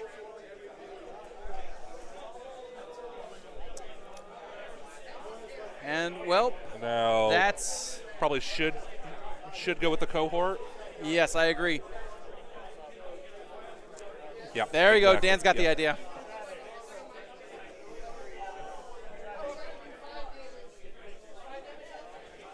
Eight attacks here into the claws. The claws being by far the least problematic of the attacks on this unit. Yes. Not particularly scary. Nope. 4s and 3s here. No special effects, so Yeah. probably going to see 2 of these resolve. No, Oh, all 3. all 3. There we All go. 3. Nicely done. But they are no rend. No rend, though, so I believe, Scar's I getting believe his Star's full on save. a 4. Yep. Saves 1, takes 2, and that kills Scar. That is a blood tithe, though. Yep. And that's another chance for Scar to come back somewhere else.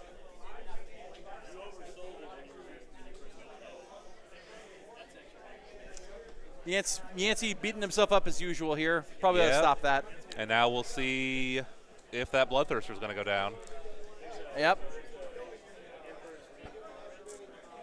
If you're watching this in the future, take bets now in the comments. See if you think if the Bloodthirster's going down or not.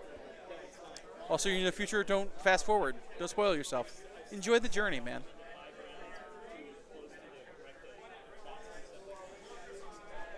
Exploding 5s here. Looks like we're on the Morghasts. Whoop, that's 3 explosions. It always hurts to sit across from someone that ends with more wounding rolls than they started with hit rolls. Yeah. 2s here.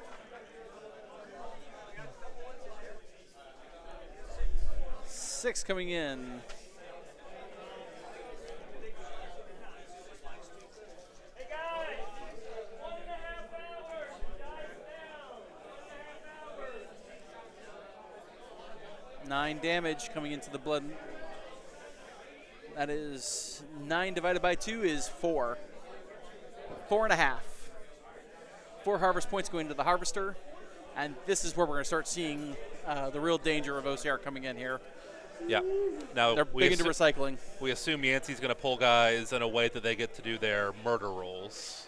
Yeah, if he's definitely smart, he should. Although I think most of these guys in this unit are in combat at this point. So 4, there we go. Yep. Yep, and I believe that is in formation there. So Yep. so here come those murder Yep. rolls. 8 dice, 5 ups.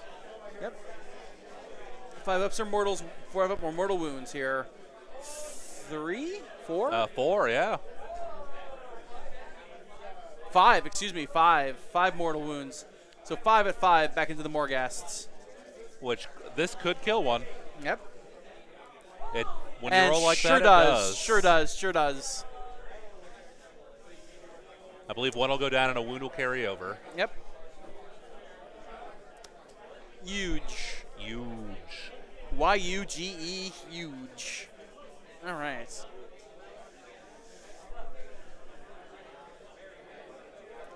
And Mortis Guard up next. For some reason, they're deciding to make a federal case out of this. Yep, Yancy is not shockingly all-out defensing, try to keep that Bloodthirster alive. Absolutely, If as that I would recommend. Yeah, if that Bloodthirster goes down, Yancy's plans are in trouble. Yep. Could Catacross deny that? He could, yep, on a 5. All right. But it looks like it's not. they are forgetting. Yep. Critting on 6s here with the Mortis Guard. because they are Naderite weapons. They did not get the empowered version. Correct. 3s and 3s.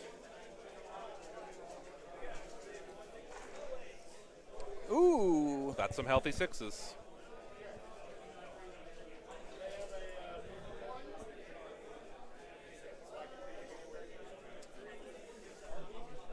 Yep. Perfect conversion there. Now we're looking for 3s here. Oh. Ooh, that's tough. Big vein of nothing there in the middle. 3, 4, 5, 8, 9, 11. 11, I believe, -1s. So the -2 rend. Oh yeah, because of the anti-charge.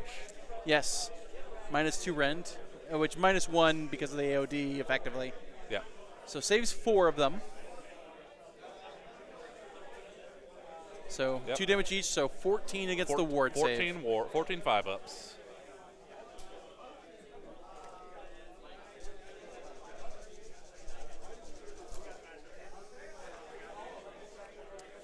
That doesn't look bad. Ooh. So he's Yep. not gonna die.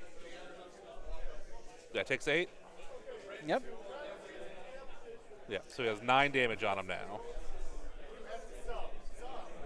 7 left. That's a tough job for that harvester.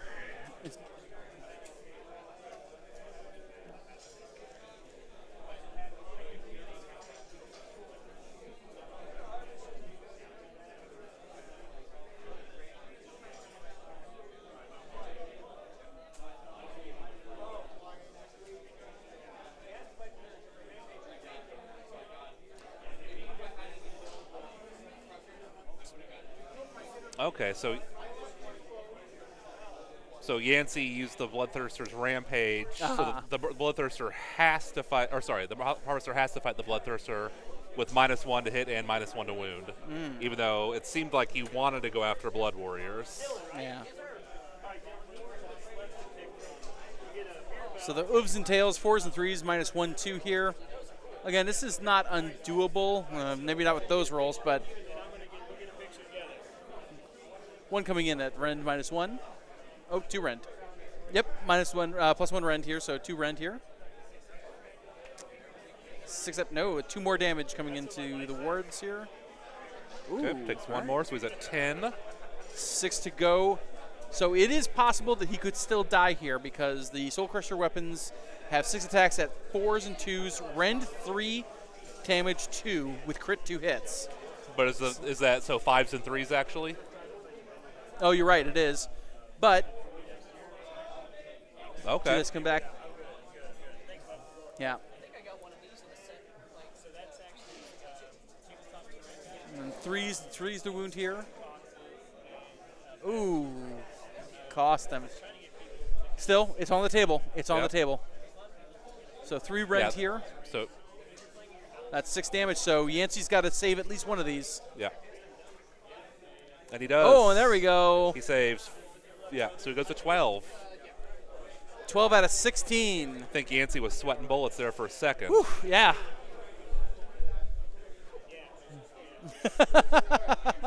We just heard Yancy audibly sigh into his lav mic here.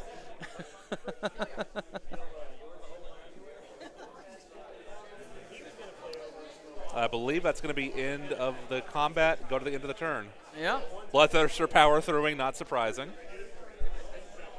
Because he wants to not be there anymore. Correct. Who would?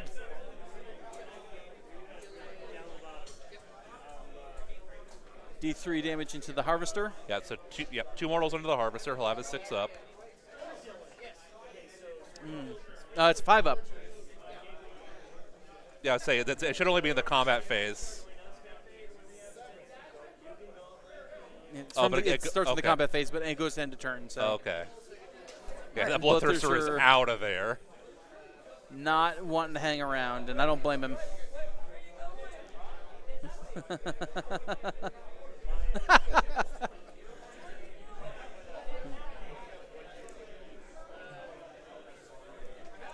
All right, so scoring here.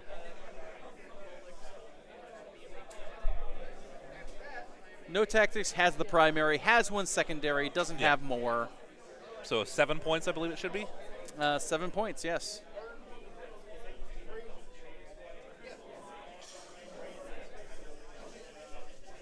Yep.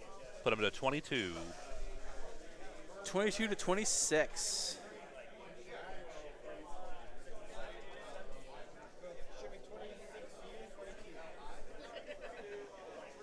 So we go into the bottom of 3 here.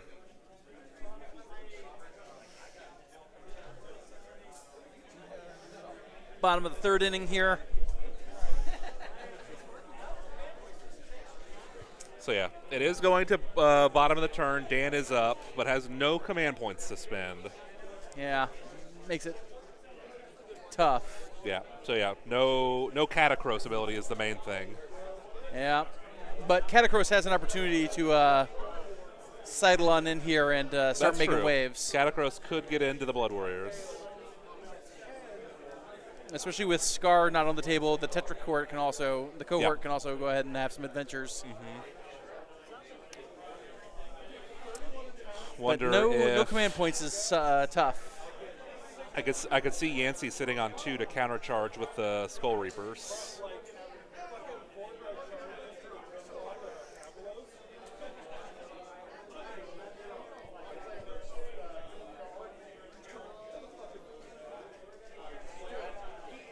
All right, so Soul Guide being cast onto Catacross. So it looks like Catacross is thinking about going in. Not going to work on a 6. And Yancy will get an unbind from the place of power. Yep.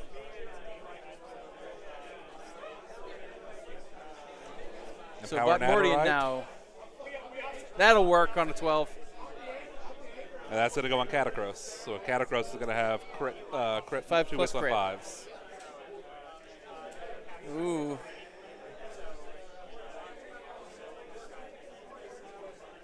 Mordian.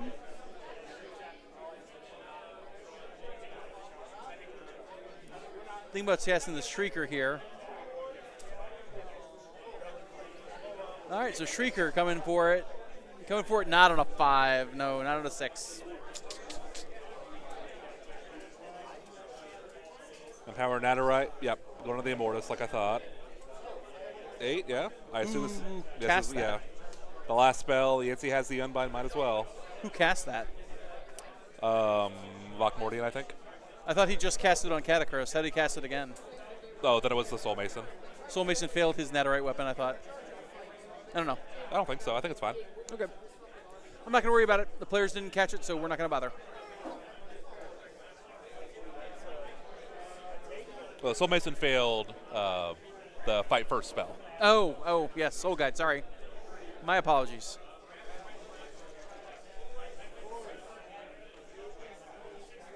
Pretty good rally on the Bloodthirster. Rally for Bloodthirster. So now going to 8 out of 16, so halfway there.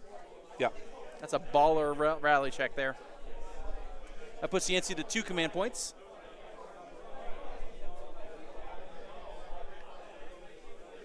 And not choosing to do magical intervention. So moving on here. Again, I think you're right. Looking for that counter charge. Yeah, he's going to be countercharging.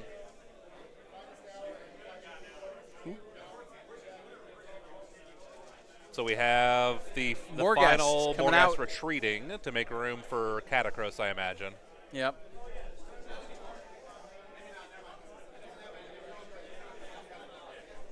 And he is Plus not 2 move. And he's not retreating charging. Yep. They'll ward one of the mortals from the retreat, so we'll take 2. So he is still alive. Yep. But and he is getting out of the way. Yep. Letting the boss handle this.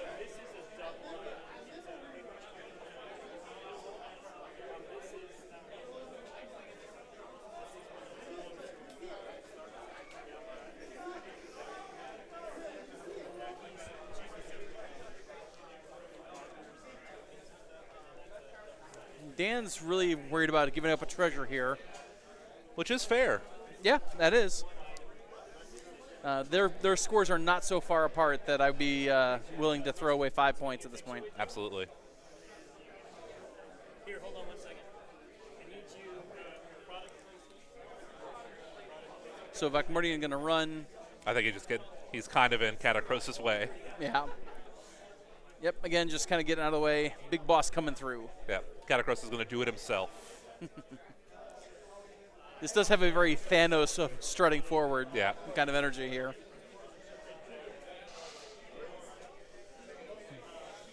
And Dan's scooting up the Soul Mason.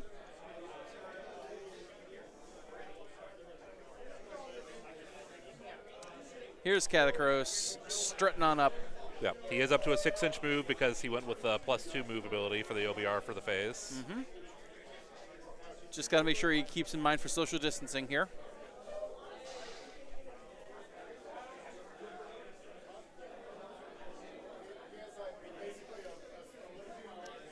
Dan being very good and very precise about his movements. Always appreciate to see it. So that looks like probably a 4, maybe a 5-inch charge to get in. Maybe. Could be less. Depends on how he wants to land. Yeah.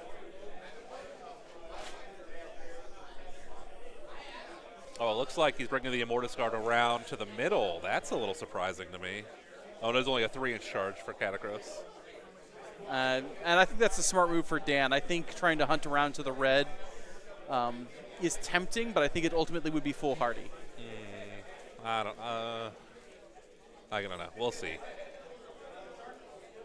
I think I would have been pressing that angle just for points.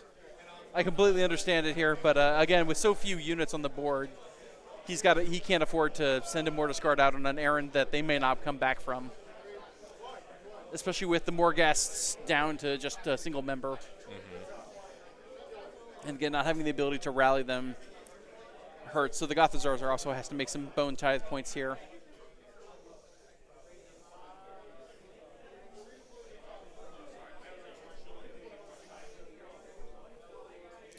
So in a movement phase. Yep, Yancy is debating a redeploy. The most dangerous time for a Khorne player is the end of your movement phase. Yeah, very true. Cohort going to get a move here before they go too far forward. I don't foresee Yancy doing a redeploy. He doesn't have anything to be super relevant to do it with. Yeah.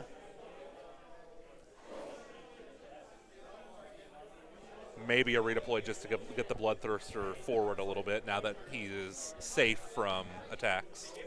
True. Although it should be noted if the Bloodthirster redeploys, it will be unable to countercharge. I don't think a countercharge is in the cards since Dan went center rather than left. That's fair. Oh, the Cohort solving up here rather than going after the axe. Interesting.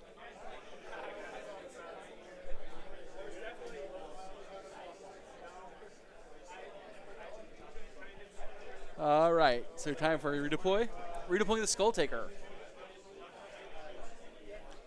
One command point for Yancy. Yep.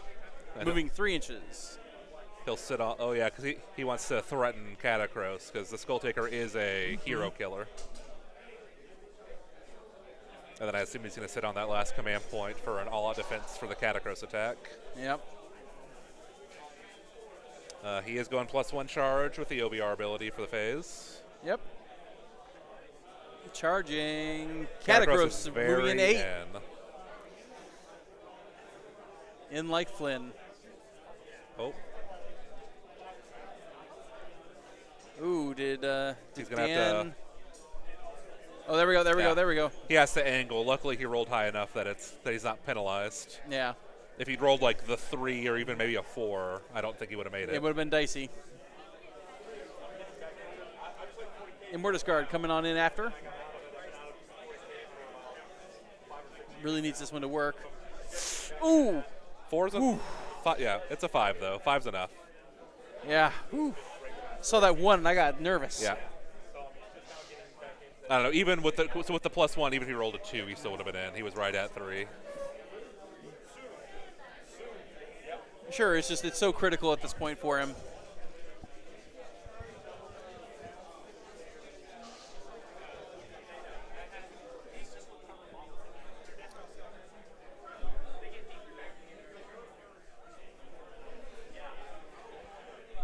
Yancy showing him the trap of engaging with unit of mortals and the Skull Taker at the same time. Yes, with the Skull Taker with the fight first.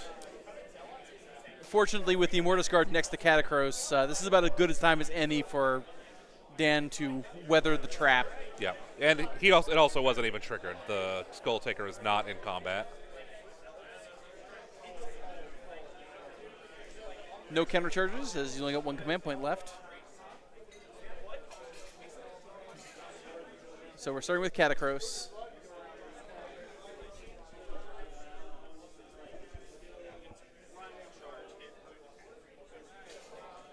Starting with the Shield Immortus.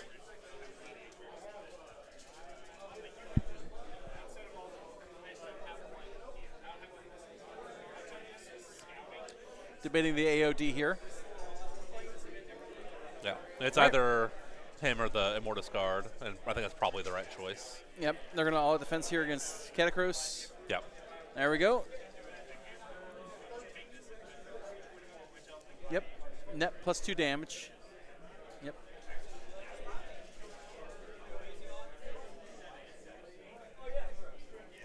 Catacross is going to try and stop that. No, He does does not. not stop the AOD.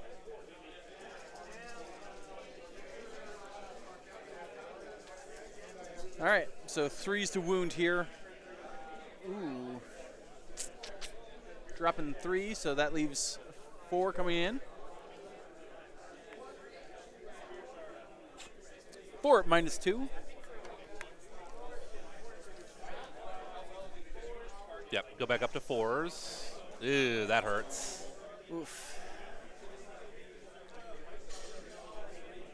3 damage each. That's Oh, tough. he was using the spear, not the shield for this, so yeah, 3 damage on those. So we're going to just bank that for later. So now it's the retinue. Yep.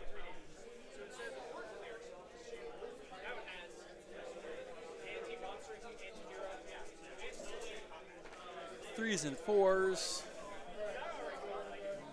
And I believe these are companion as well. Yep. Oh, maybe they aren't. I thought they were. They might still have the crit 2 hits. Oh, it's possible.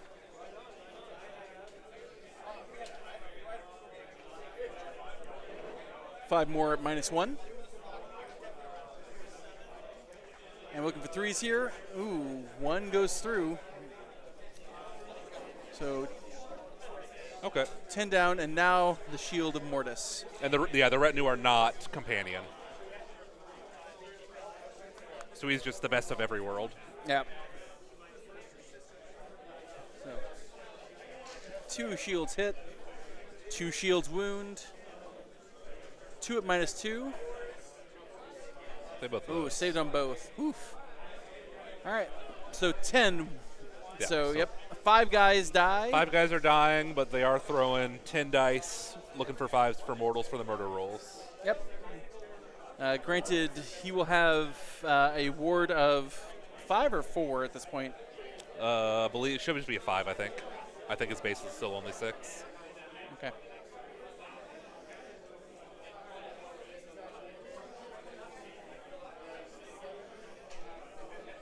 Yes. And it looks like the way Yancy was forced to pull, only 3 are going to be going in. Yep. 2 mortals coming into Catacross. Takes both of them. Yeah. Catacross takes 2 of his 20. A 10th of the way there. Practically done. Yeah, when we come to round 13 at this rate, he'll be dead.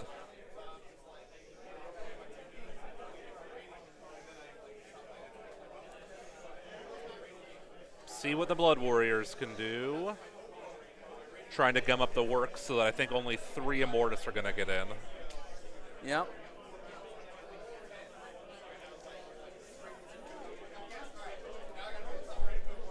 So these are going to be the Gorglaves. Yep. Pretty good start with the Gorglaves. Good start, undeniably. 3s to wound here, and whoa. 4 at -2. all into the Immortus here. So, So- 3 at 5. Yeah, Mortis looking at 5. Oh, savage. So 4 damage off that. Yep. 4 wards there. And then remainders. Fails all of them, so it'll kill a guard, and I think one will carry over. I think there are 3 wounds now. They might be 4. And they're at most 4 since one died. Yeah, we'll double check. Mortis Guard are 4 health. Okay. They're good.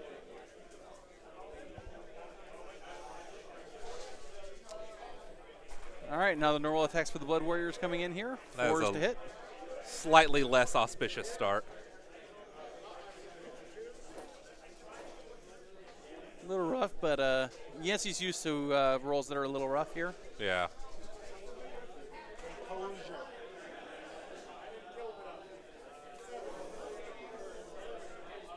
Okay. 7 at -1 coming in.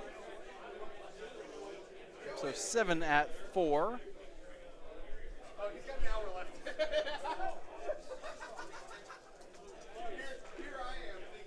And So 3 come through. 3 more. Yeah, 3 more. Looking for 6s.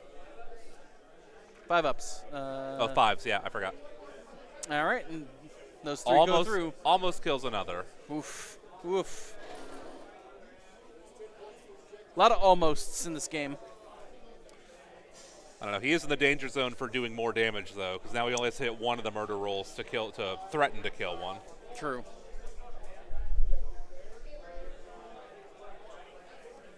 Harvester punching.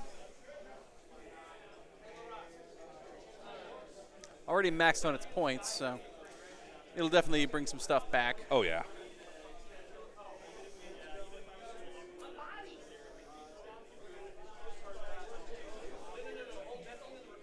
Going in here with the oofs. And it does look like with the angling, he's gonna Dan's gonna be able to get in a 4th Immortus to hit, maybe even the 5th.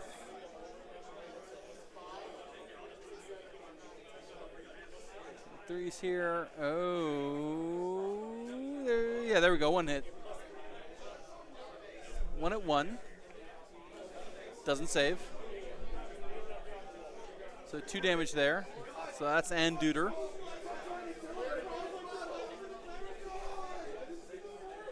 Now 6 attacks, crit 2 hits.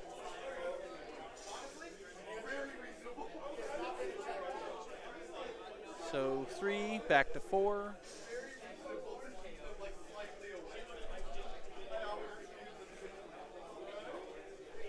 Three coming in. And these are the 3 rend ones, I think. Yeah. Oh, 2. Rend 2. Fails all of them. 2 damage each, so that's 3 more guys. That's Yep. 4 dudes down on this unit, just from the Harvester. So 8 murder rolls coming in. Yep.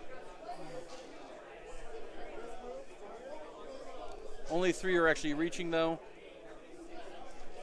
So 5 ups here for mortal wounds back into the Harvester. Only 1.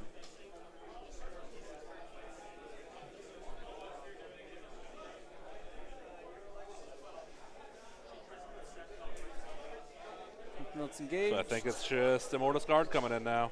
Yep. They could clear up those Blood Warriors.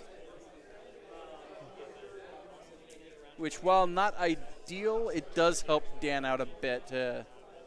Because now it's fewer and fewer resources here for Yeah. Yancy. But absolutely. at the end of round 3 here, we're starting to run out of time for Dan to really start pulling ahead and making moves. But, you know, it's Ossiarch Bonereapers. Slow and steady can win the race for them. Absolutely.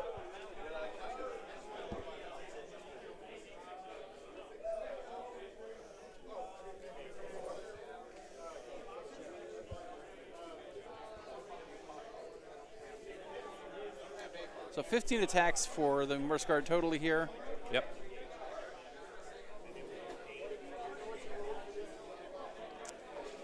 And exploding, of course, here. So hits on crit on 5s here.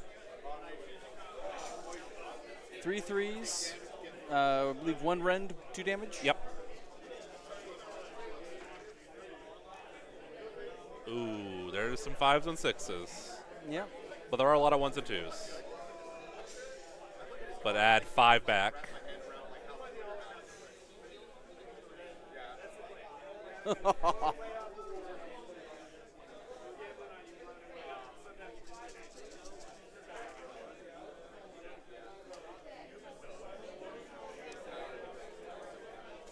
Still really good. Yep.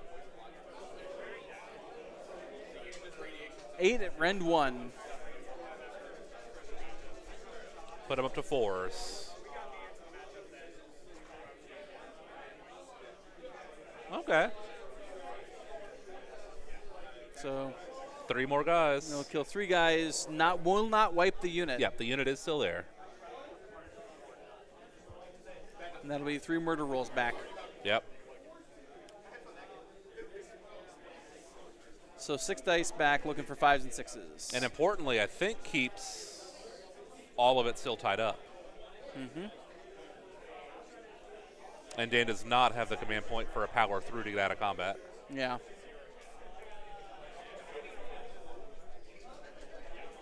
Yep, murder rolls here. Oh. Yep. I see 3 mortals back there. And do they mortis guard? That will probably kill one. Should. Save 1 out of 2, so. Yep. So we're down to just 4 Mortis Guard left, but the Gothazar Harvester has yet to use its Bone Tithe Yeah, points. he's about to bring one back.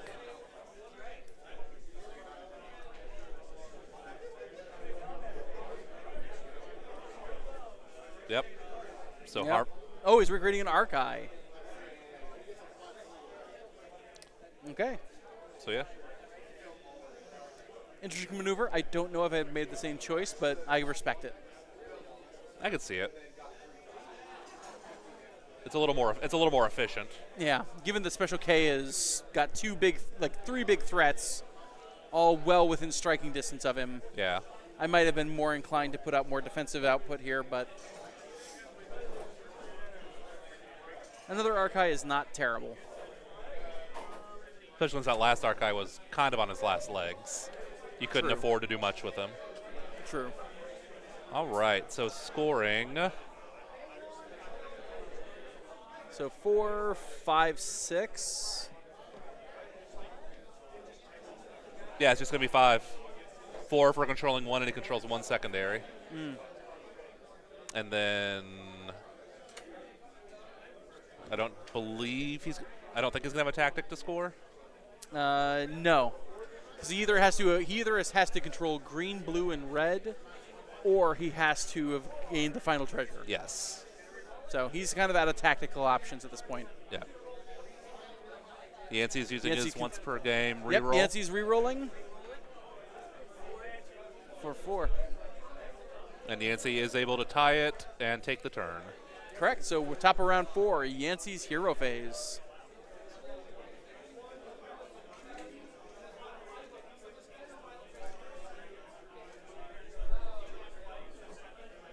So red is now primary.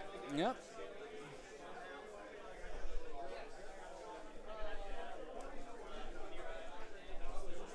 Yancy at 5 command points because he's still underdog. 31-22 here. Still a very tight game. Yeah, very Anyone's close. Can go either way here.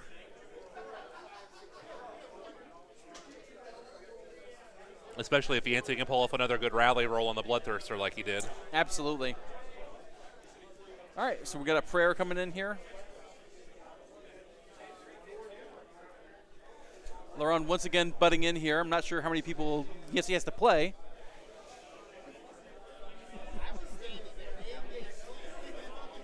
We'll put it on record that we do love Laurent. 59 minutes and 55 seconds. Little under an hour left here for the round. Gift of the Alapexes.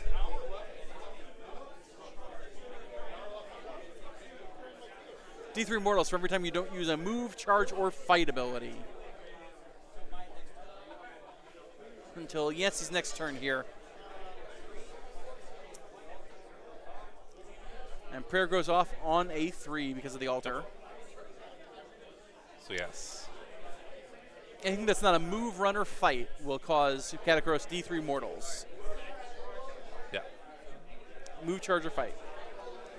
Which is tough. Katakros has a lot of abilities he'd really prefer to use. It's especially the +1 save command. Mm-hmm. Dan will have to start strategically bleeding himself here. Yep, here we see a rally on the Bloodthirster. Yep, as we would with anyone.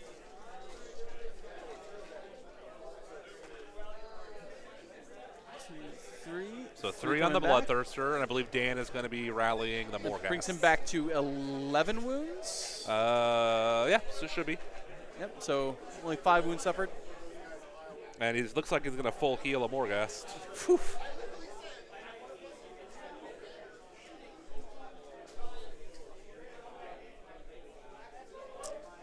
All right. Seems like that's it for the command phase here, and movement. Katakros 2 wounds out of 20.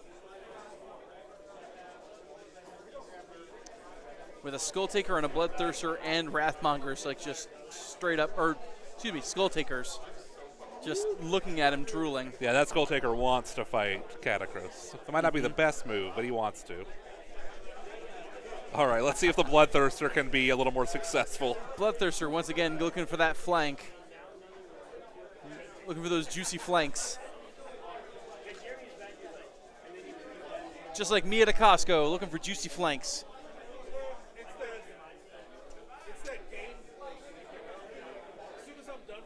Skull Taker's tiptoeing on in. And let's Scooching see on over. I assume these Wrathmongers are going to come up the middle also. Those Wrathmongers or Skull Reapers? Skull Reapers, Skull Reapers. Yeah, I get them confused a lot. I think they're the same kit, actually. They might not be. I think they might be like two halves of the same kit. Yeah. All right. Whoa.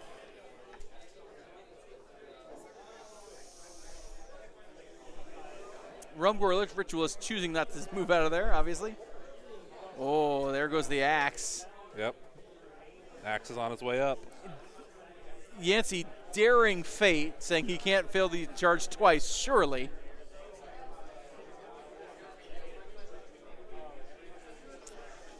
All right, movement phase abilities. Yep. Dan is debating a redeploy. Yeah. No redeploys, okay. Bloodthirster shooting. Whipping. Yeah, yeah.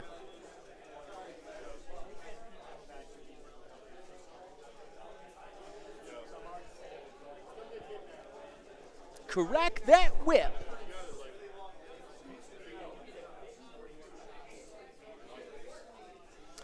Into the Harvester, I believe.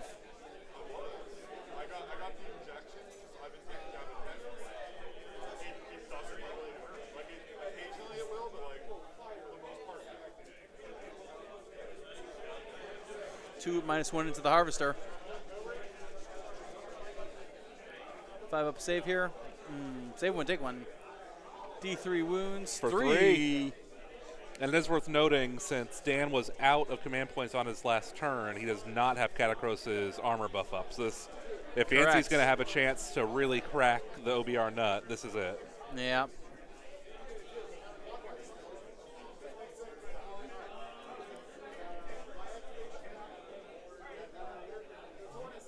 Yep, no shots for the Harvester here as he's in combat. Bloodthirster getting giving himself the 3d6 charge. Skull Taker charging 4. I think a 4 should just do it. Yeah, 4 will slide on in there. What's up, brother? Oh. I think, yeah, Yancy's going to have to re-roll the Skull Reaper charge. Skull Reaper charging, re-rolling. 7. There we go. 7, I believe. And I believe Yancy is going to do the Coordinate Legion trick with the fight first with the absolutely. Skull Taker. Absolutely. So it's going to be Skull Taker straight into Skull Reapers. Uh-huh. Dan's going to be suffering from scoliosis this phase.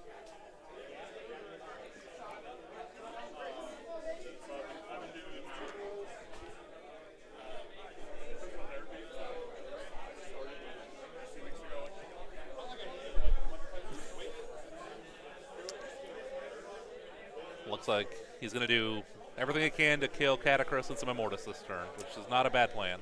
Yep.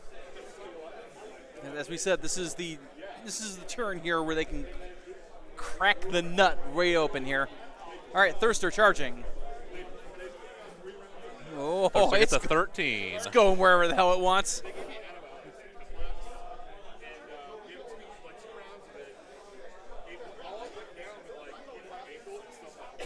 Yeah, he can get him smack dab in the problem if he wants.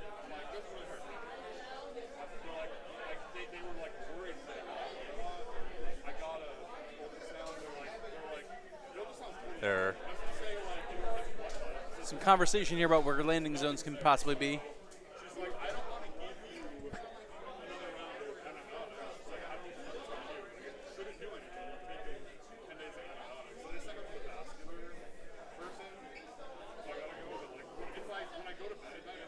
So there we go here. We've got to shuffle some tokens around here, but more than happy to. Bloodthirster is jumping over.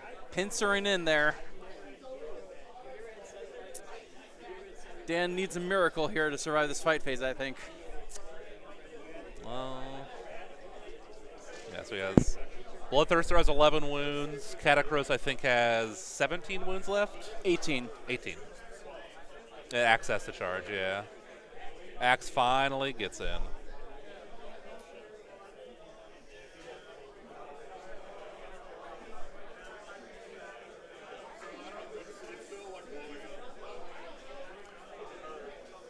Yeah, so the Axe is going to do its quasi-impact hits. Yep.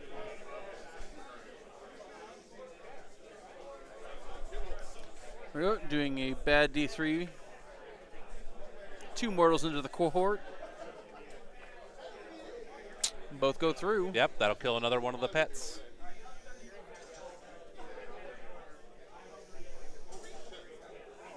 Yep. Everybody is engaged.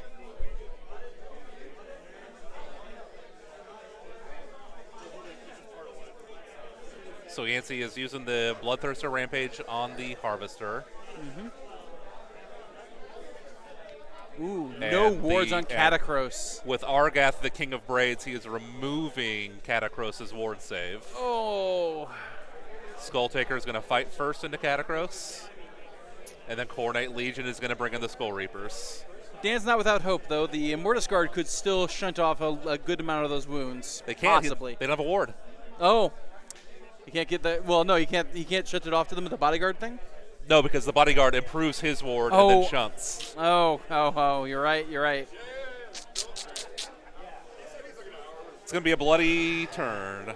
All I need is a miracle.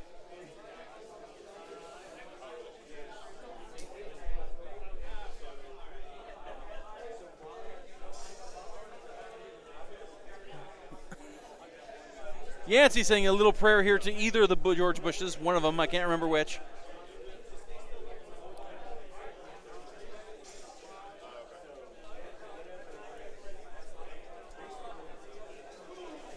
Choosing not to AOD against Skulltaker. Yeah. So Dan saving his all-out defense for when the Skull Reapers fight. Good. Yeah. Fort -3 is about as good as he could have asked for. No crits went through. Lost a couple. And 2, yeah. But the -3, I think he'll have 6s. Yeah. Saved at least one. 6 damage going in and no wards. Yep. So that's currently 8 out of 20. And the Skull Reapers are getting ready to go. Yep, here they come. Yep. Catacross is starting to quiver a little bit.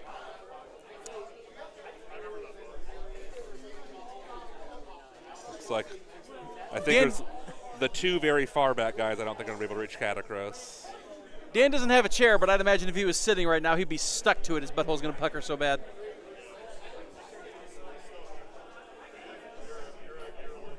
Two Skull Reapers into the Gothazar Harvester, the rest into Special K.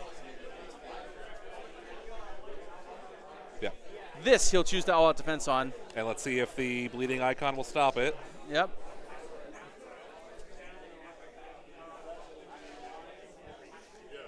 Just making sure measurements are good.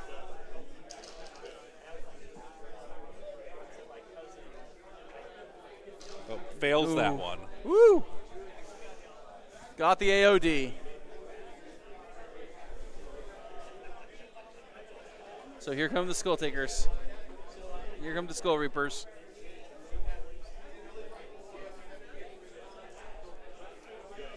$32 dice. Yep.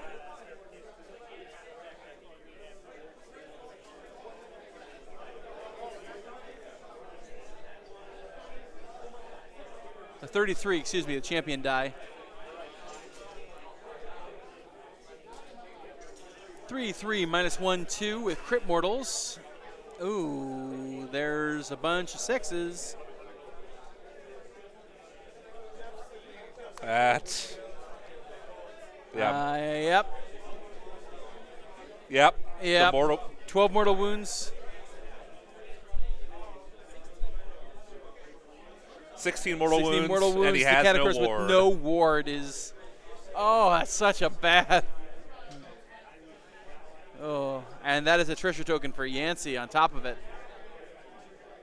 Yep.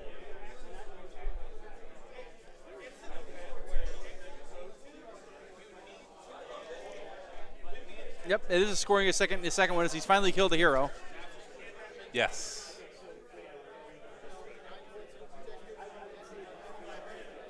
Four mortals into the harvester here. And then 3 at -1 there. Fail. Yep. Oof. So that harvester is starting to limp.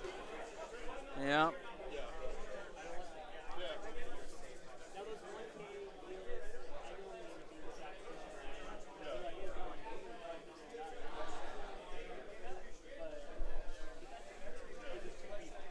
Quick question on one of Doing some rules checking here. Yep, some rules checking on Catacross giving the 5-up OBR ward. Yep. And whether or not it dies with him. I believe. Depends if it says Yeah. WoW within.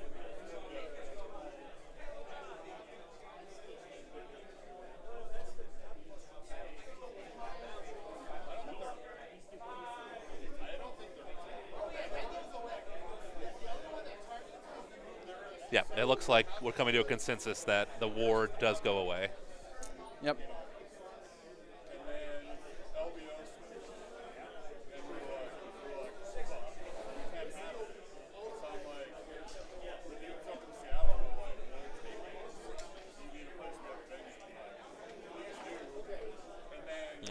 Did pretty well on his 6s. There we go. And it does kill it. Suddenly, Yancy is e-brake drifting this game in his favor. It's very initial D here. Oof. Yep, those are both strike first in tandems. Yep. So now the Bloodthirster has to decide whether it's going to hit Archai Morghast or the Immortus. Yeah, he is. I would go with the Morghast. Yeah, I think that's the right call. Because that'll free up the objective.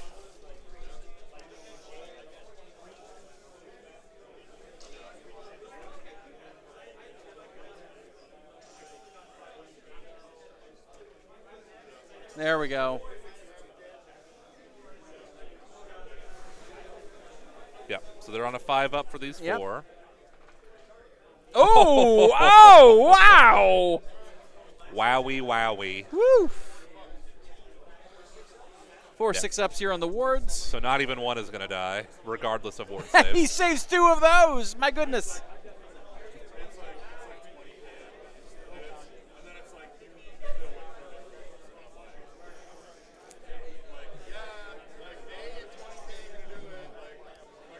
So let's see.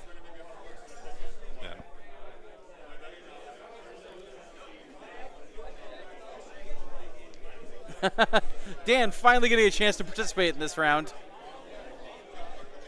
So let's see. So Theoretically, it should be the cohort should attack. I think he's got 6 blood tithe at this point, so. He's 2 away from resurrecting a bloodthirster. Right. So even if he managed to take out that bloodthirster, it's not long in this world until that thing's probably coming back out again. I still think that means it's still worthwhile to take it out, but. Yeah, you have to. So he is going with the Morghasts. Yep.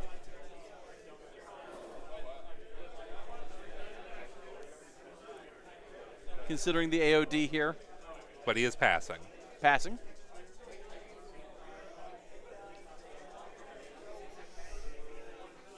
All defense now changed so they can target 1 attack. Yes. Yep.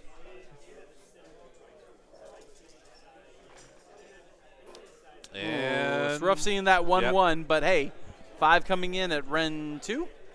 Yep.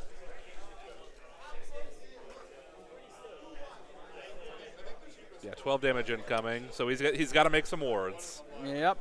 He has to make at least 1. Odds seem real good. Oh yeah. There we go. There's at least 3 or 4 there. So I believe the Bloodthirster is going to have 3 wounds left now. Yeah, which means it's the Mortis Guard up to them. Which is then a struggle because you kind of want the Immortus Guard to go into the Skull Reapers. Yeah.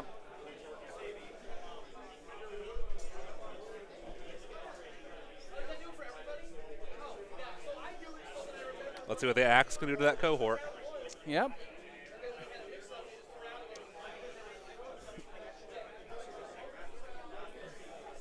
Oh, no, he's going into the Soul Mason. Okay. I respect that. Yeah. It's probably easier to kill. Not when you roll like that, though. Oof. Khorne's Axe is not very wrathful today. Khorne's pretty fickle with Yancy today.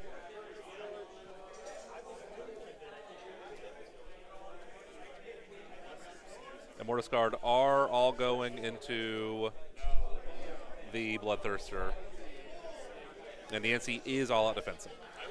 Did we check to see if Scar Bloodwrath came back in? I believe that was forgotten. I'll remind Yancy of it after the game. I'll rub it in. Yeah. As we should. And that's a good tip for AOS players is always remember to never interrupt someone's game when a mistake's been made, but make sure to tell them afterwards and make fun of them for it. That's not a spectacular roll for the Immortus Guard attack. Oof. Nope. It's not great.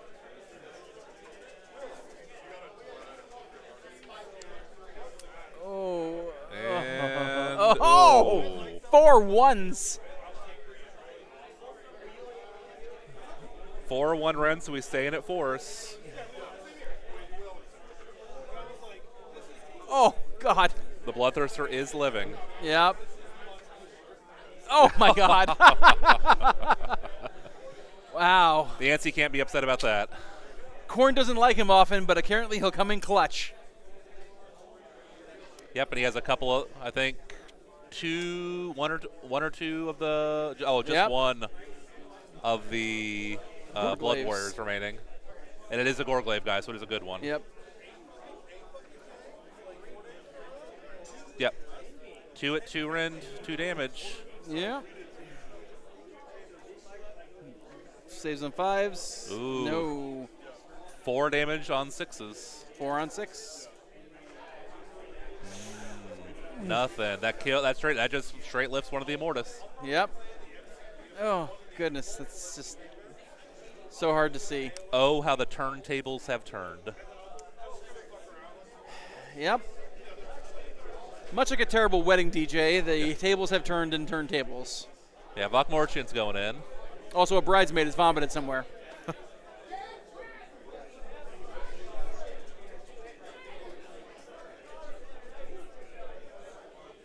Let's have Vok Merchant go the distance. Oh, Hey! there we go. There we go. Vokmortian's showing up. If this nerd kills the Bloodthirster, that's pretty Three good. coming in. Three coming in. Three coming in. Yeah, it goes. Yep, so he's back to 5s. All defense is not in play. Nope, yeah, so he's at 5s. 4 damage. 4 damage. He has to make several of these. He makes none of them. Vokmortian kills the Bloodthirster. Can you believe it? But that is a Blood Tithe. Talk about a nerd rage moment here. Yes, and Yancy does confirm he's at 7 Blood Tithes, so 1 more, and he brings back a Bloodthirster. That was unfortunately inevitable. I don't think they could have avoided that. Yeah. Everything is a singular except for this one right here. This is tabletop terrain, guys. Really cool, guys. It's like a Khorne terrain. Now we're seeing if we can get rid of the racks the old-fashioned way here. Yep. This right here is a pretty cool calendar ass to start from. These are some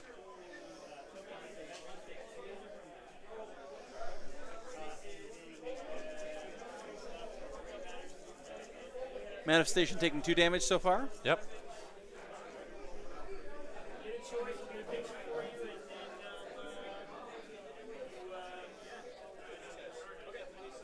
Alright, let's get a picture with Jimmy and his new one. One by yourself and one me. Hey, Jeff. Okay, so 2 going through it, 1 in, 1 damage. Okay. Not going to kill that axe, but Nope. there we go. Takes up So to 4 4 damage. damage on it. Oh, Oh, yep. oh, Baba Yaga coming in. Hi, buddy, how you doing? Are we going to keep going on with this nerd rage moment? Let's see. Like I said, So yeah, see if Wizards can get more kills. this one, or you can eat Staff coming in. Bonk, Bonk and him. stick. Oh, all right. He's gonna get a picture with you in the morning. Who could have thought Dan shook an angry stick at someone and nothing happened? So I believe that'll be it for the round. Nope, this is Yancy's turn, I believe. For the turn, yeah, sorry. Yeah. So this is top of the round. So I think he's gonna Yep. have. I think he's gonna have a 17-point turn. Yeah. So yeah, 7 off objectives, And then yeah, 17 to Yancy. yep, That is 39 to 31 now. yep, big turn. Whew, what a big swing.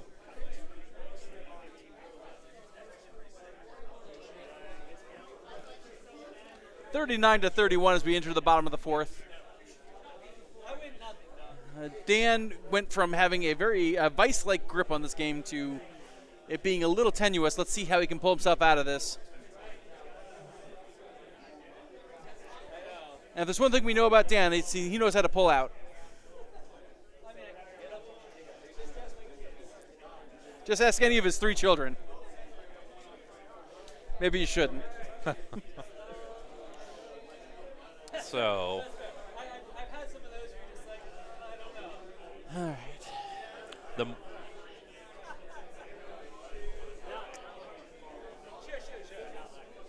the Morghast are gonna have to go into double time, I think. Yeah. All right, some spell casting here. Yeah, so what we're gonna do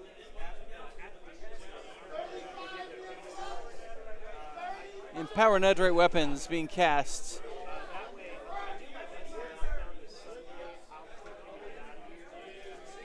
On a 6.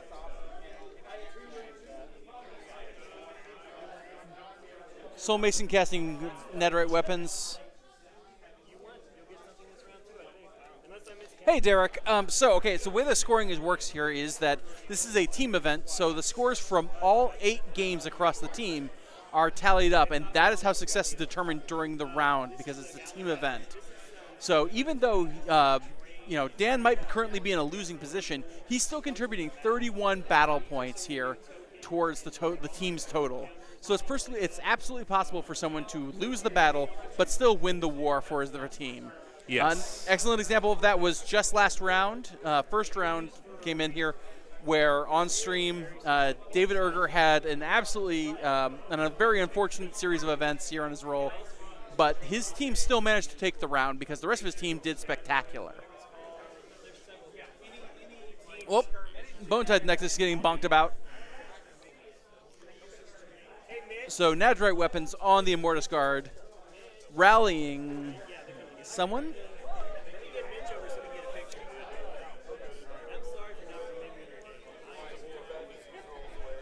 Yep. That was a Bone Storm, I believe. Yep, the Shard Storm. Shard Storm. Yep. 6 mortal wounds into the Skull Reapers. That's a good one. And Yancy did fail his 5-up shrug. Oof. As the French would say, le ouf. Yeah.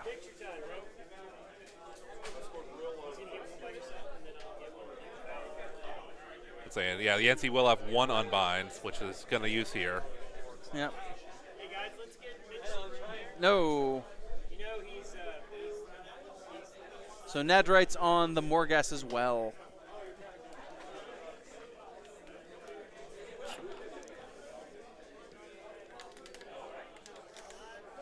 I'm coming. I know I'm special.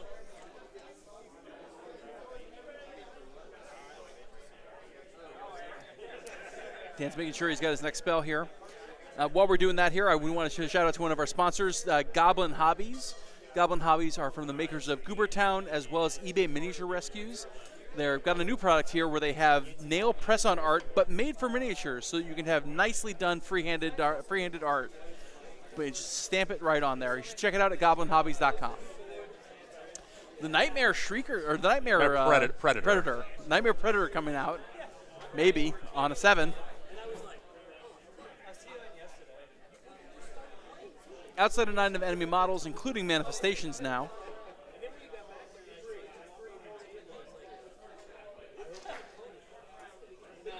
He's got to respect that 1 Blood Warrior and the Wrath Axe. Yep.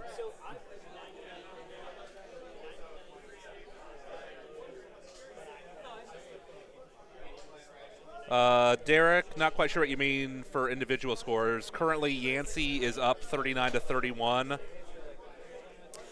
Going into the bottom of 4, which is Dan. And this is the new season here that just released real recently here, Derek. So the scoring has changed here a lot in these scenarios and in the season here. So it is possible to have 20-point swings in an individual turn. So scoring just basically has gone up a lot since last season in AOS. So that might explain a lot of the confusion. Oh, there too. I know what he's asking about. It's because they're using differential scoring in BCP. Okay, gotcha. Yep. So my apologies, Derek. So the way differential scoring works is there's a ranking of how close or far away the points are. So if you were to score 50 points and your opponent were to score 0, for example, I don't know the exact range. You would hypothetically score 20 points and your opponent would score 0 for points for the round. It is largely independent of the point totals for the game. It has to do with the difference between how many points you score and how many points your opponent scores. Gotcha. Yep. Okay. I apologize for the confusion, Derek. Morghast moving over to take the primary. That's a really good move here for Dan. Yes. And so it's a 20-point range, so if the winner were to score 16 points on the differential, their opponent would score 4. The total between the two will always add up to 20.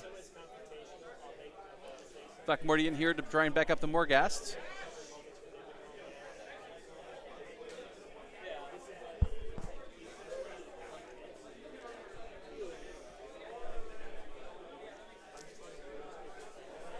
Yep, everyone else is in combat, so no movement abilities here. Skull Taker is getting a redeploy. That puts Yancy down to 1 command point. 3 Moving 3 inches.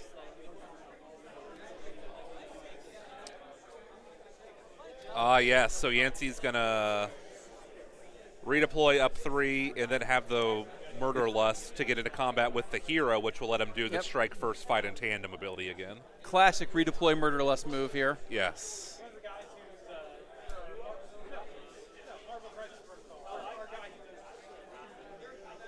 because the Skull Reapers are engaged with the Immortus Guard.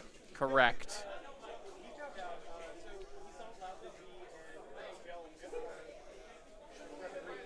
Yancy just double checking his range math here.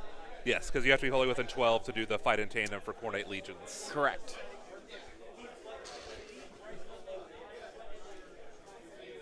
So no shooting. It's all shooting units have been removed from the game here. Yeah, so Derek, that's what the differential is. So for a 20-0, that'd be a very one-sided victory to one person. If it was a closer game, for example, say, and again, this is just an example, I don't have the exact range in front of me, but if you won by like 10 battle points, it might be like you would get 12 points and your opponent would get 8. But a 20-0 is a really one-sided win where you just completely outclass your opponent. No problem. Appreciate the question. I apologize for our confusion getting there.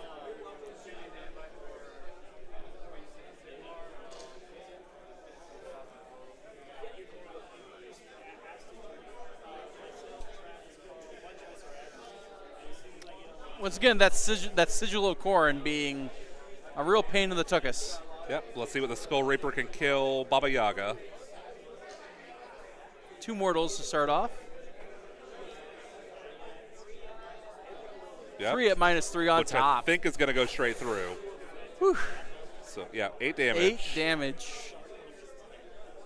And now it's down to wards. 5 up ward. Oh. That's some good ward There we go. rolls. 1, 2, 3, 4, 5. 6 health. So he's alive at 1. Baba Yaga still lives. While Yancy is figuring out his fight in tandem, I do want to point out, so he brought the Morghast down. They aren't fighting this round, but they are taking the primary, which is going to help Dan swing the score around his way a little bit more. Correct. Scoring that primary here is worth 2 points. So I mean that's not nothing. And points win games. That's true. Killing models does not. Except when it does. But yes.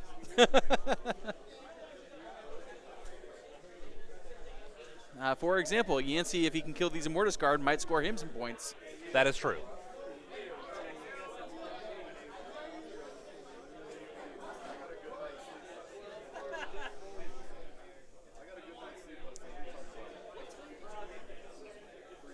All that defense from the Immortus Guard.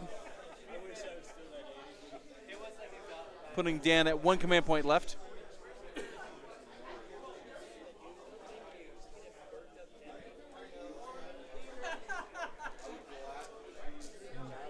And 4 is 3s, -1, 2 damage.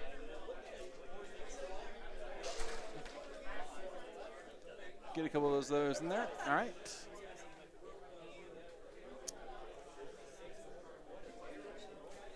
Yeah. Only 6 mortals. Only.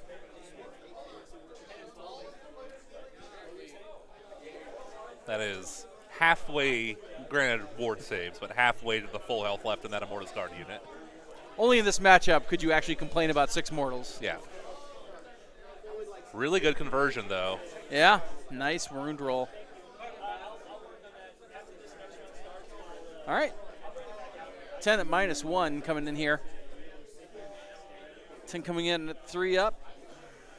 As Immortus Guard are one of the few 2-up tanky units in the game. Yep. And Ooh. Yep. So 10 total damage. against ward saves. This will not wipe the unit, but it could cripple it. Yeah. Without the Gothazar Harvest, there are very few ways to heal models. Oh. Take. So that kills 6, 1.5. that'll kill 1.5. Bon Jovi-ing that unit is not ideal, but you'll take it.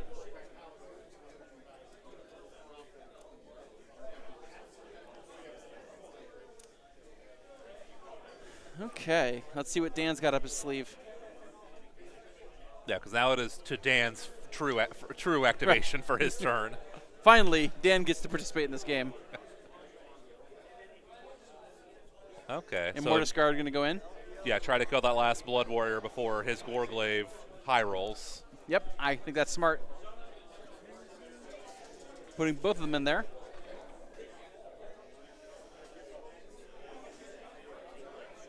Two out, and Nadorite weapons, put 2 back in. Yeah. Okay, so 3 minus 1 for 2 damage. They'll be at 4s. Ooh, save 1, take 1. Ooh, Yep, he's down, but he does get his murder roll off. true. And he gets both of them. Ooh. All right. Can the ward save him? They do not. No, that's a second Immortus guard.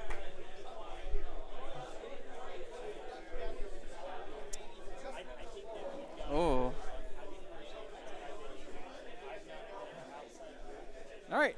Yancy going to try and axe the cohort a question again. No, he's going to try to go after the hero. Classically, not good at axing questions. No. Yeah, the cohort is not much of a threat right now. But neither's the axe, so. No.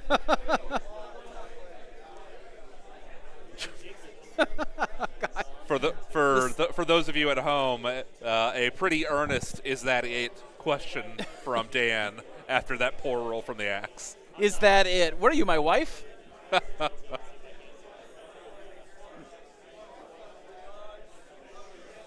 All right, the dog and pony show here from the cohort. Which I believe is going to be the last combat. Yeah. Baba Yaga will get to kick something. We have some nominal attacks from the Baba Yaga.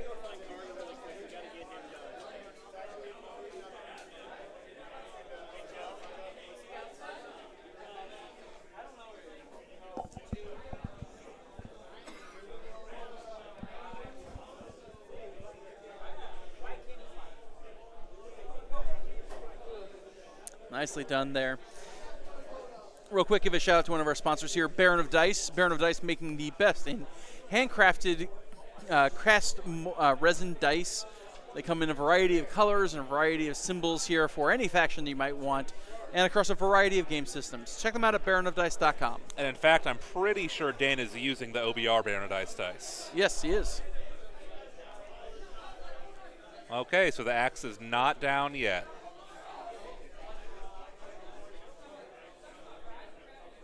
All right. Granted, it would be roughly as effective if it wasn't on the table than it is being on the table. True. All right, Baba Yaga chicken legs coming in.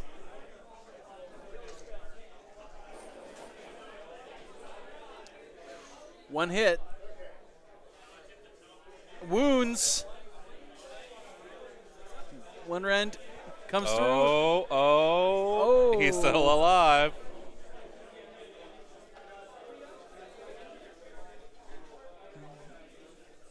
Crit 2 hits there.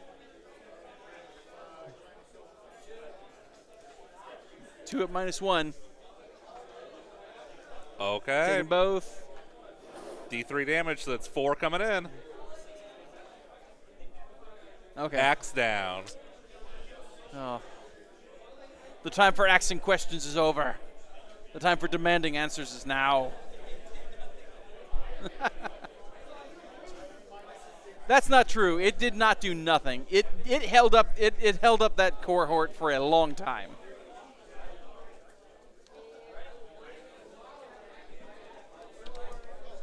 Sometimes in these games you have to look at things not at what they cost your opponent, but what they prevented him from spending.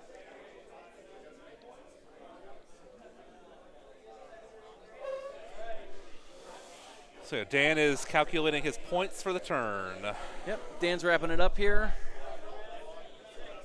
Still hasn't gotten his last things, but round 5. Ooh, a 2 versus 4. Does Dan dare double? Does Dan dare double? He will not be able to score any tactic, it's true, but only at 1 point behind.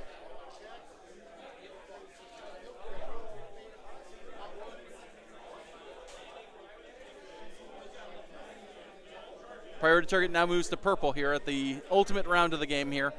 So he actually might want to, since I think he should in the attempts of trying to it seems like, wipe out enough stuff that where he can't really have a meaningful bottom of 5.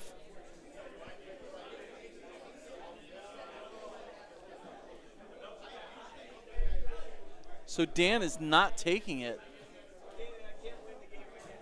He's not taking it here, so he is the underdog at 5 CP, and it is now Yancy's hero phase.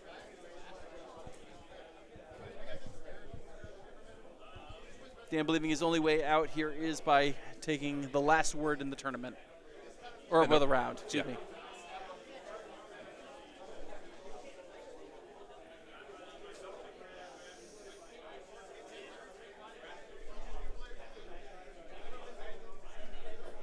all right, Yancy is into his hero phase. Summoning the axe Praying again. for the axe again. It fails. Ooh, no. No, bank 3, though. That'll be fine.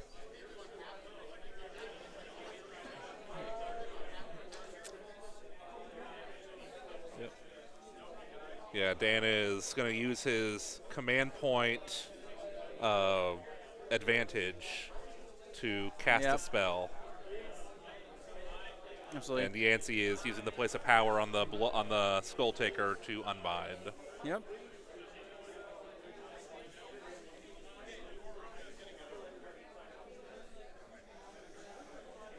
Seven blood tithe points, so any unit that dies at this point is allowing Bloodthirster to come in.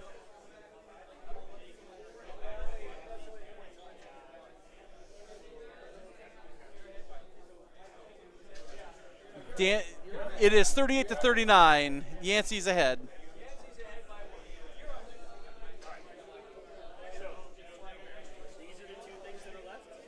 So magical intervention that brings Dan down to 4 CP. Casting Shard Storm back into the Skull Reapers. And I do think they will still have the potential shrug on a 5. Yeah. That is a little risky because that'll put Yancy into summon Bloodthirster range. True. Hey, Mitch. Let's go over here. Mitch, we can come to you. But he failed. Ooh.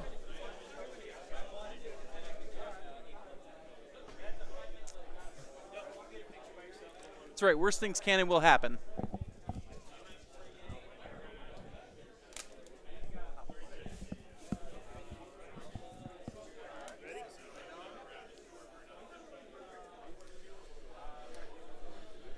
All right, movement phase here So for Yancy's final round here. Yes, for Yancy's last turn, he definitely wants to kill Vokmortian.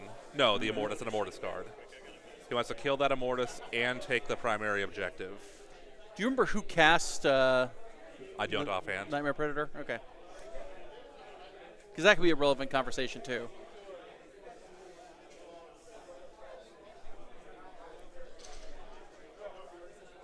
Redeploy 5 inches on the Morghast. Yep. Ooh, here he comes.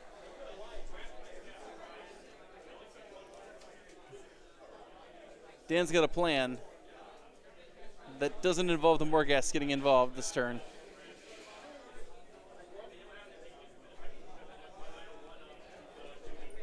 Yep. Nope. No shooting. Yep. Okay, no charges. No counter charges.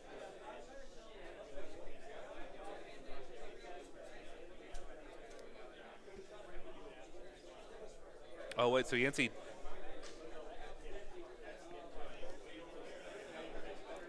Yancy doesn't need to charge anything. But he's not going to take the primary now. Yeah.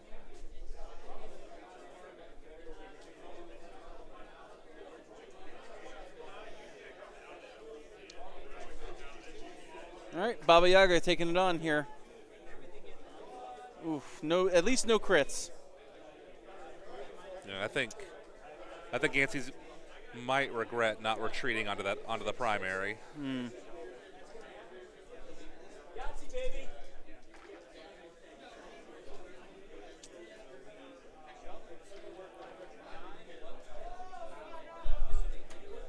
Yes. So yeah. 9 blood ties. So now is the time of the bloodthirsters. Because when the Skull Taker kills a hero, he gets an extra. Correct. Can you bring a bloodthirster out on your opponent's movement turn? Let's see. Yep, and Yancy is getting punished for eyeballing and not pre-measuring because he cannot pile the Skull Reapers onto the objective. Oof. Rough times.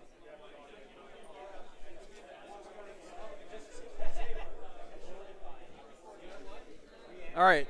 All out defensing here for the Immortus Guard. And the Bloodthirster is any movement phase. Okay. To bring out. Any movement phase. Gotcha. Brings Dan down to 2 CP.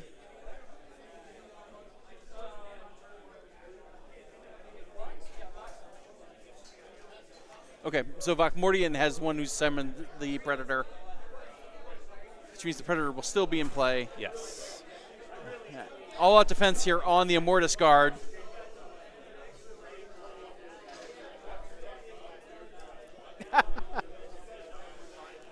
And Dan's summation of the game is, I was winning and now I'm not, which is a great way to sum up this game. Incredibly tight, though. Very tight, very swingy. Yeah. It's going to come down to just the last couple things here. Yeah. It is important to note that while Yancy will not score the primary for himself, he can redeploy onto the objective on Dan's turn.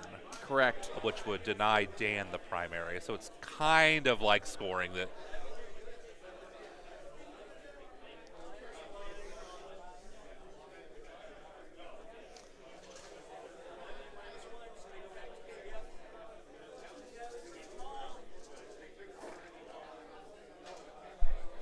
Ooh. Yep. 4 damage into that Immortus Guard. 8 damage, excuse me.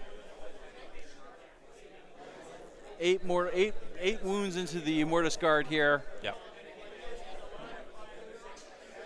See a lot of 5s.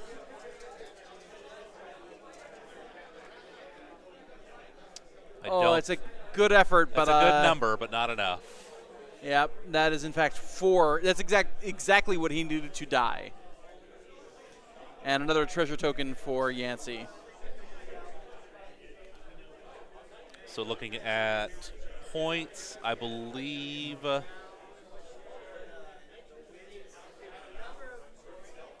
Yancy just gonna have 9 points this round. Yeah. Because he's gonna get 4 for scoring 1. He has no primary or secondary, and then 5 for the tactic. Correct.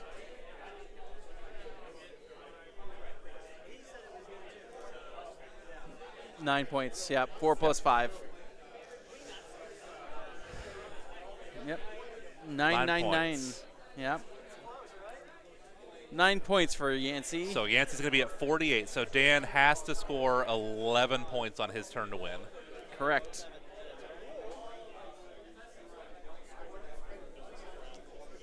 Keep in mind the Bloodthirster's lurking in the wings.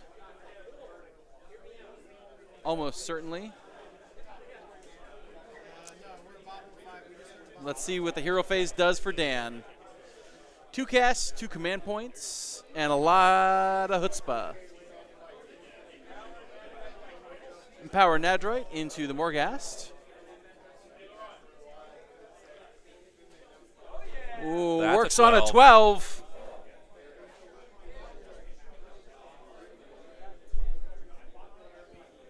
Ten blood tithe here. He can think about automatically unbinding it. Auto denying it, true. Auto denying it.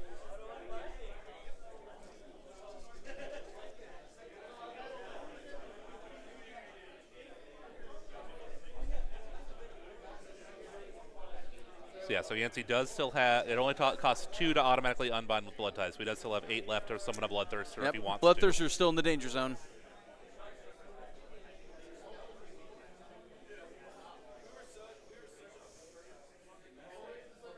Dan is trying to decide if there's any other spells that he wants to cast that are relevant. Help out. I'm not sure anything will.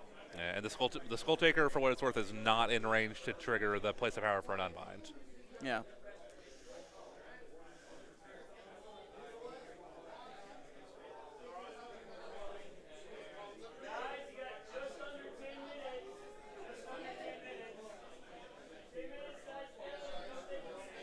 Shard Storm. Goes off on a 7, and I believe Yancy is out of range of the shrug. Oh, maybe he... that's a long 18. I think he's out, yeah.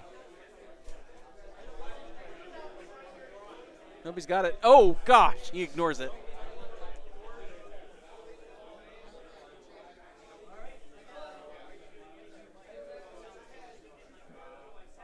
All right, Yancy's abilities.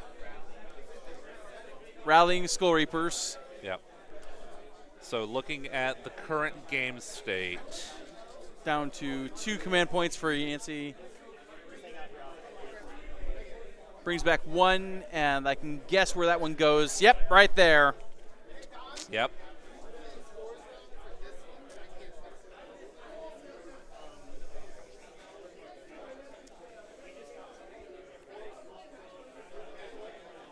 So Dan's going to have to try to bring those Morghast up.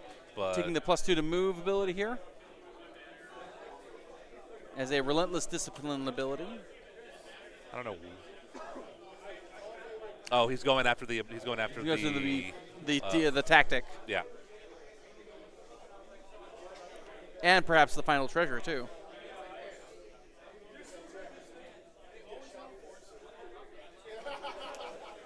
So if successful here, even though he's succeeding the primary point, that's a 12-point turn. Yep. Possibly. Have to see how big his Yancy's redeploy is. Correct. A lot of variables still in this turn. Yeah, oh yeah. Don't count it out. What's a Vaki Chalky got? What's Vox Populi? Ooh. All right, he's going to run. Trusting it to dice for an inch. I am not sure that's enough to even get him on the objective. Oh, yeah, he has a +2. He has a +2 move. Right, the +2 move, so.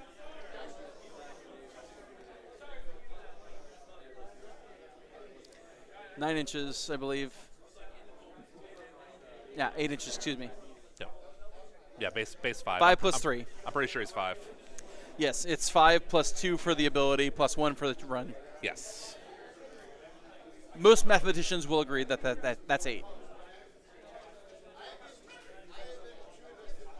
So he's touching the point. So that's 2 control score on there. 2 to 2, so he is maintaining it. Yep. I think Dan's in a good position to take it. Cohort moves on to the green.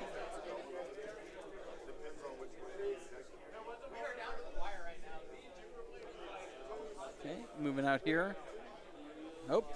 Okay, Nightmare Predator moving Vokmordian as an additional threat of trying to murder lust your way into this. That is all movement. Redeploys.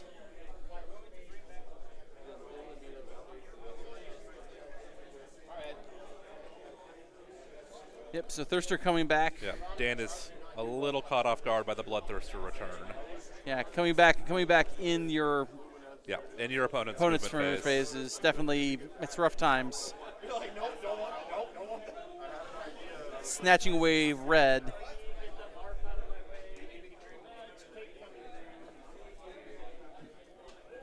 Redeploying down to 1 command point left for Yancy. Moving them a big 6.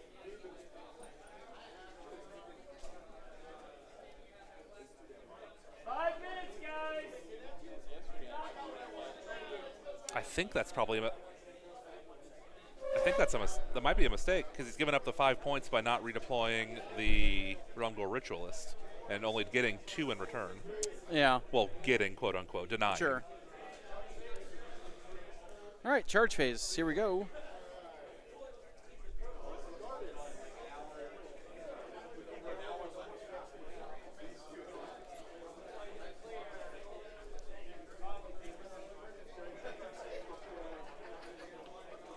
No, it's going to become a tie. It's going to become a tie, I think. I think he's only going to score 10 points this turn. 7-inch charge here for the Morghasts.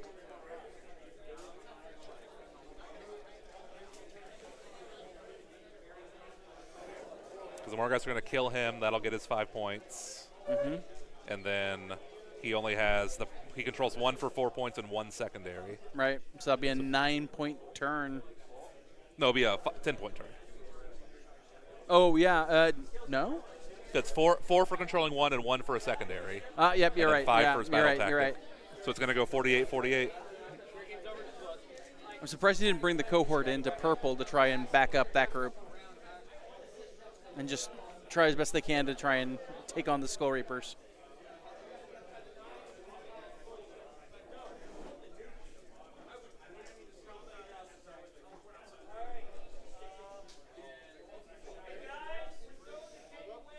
All right, that's all the charges.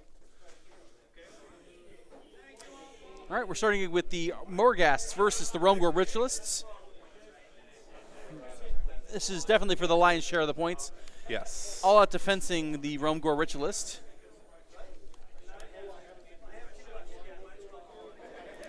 And he's going to all out attack.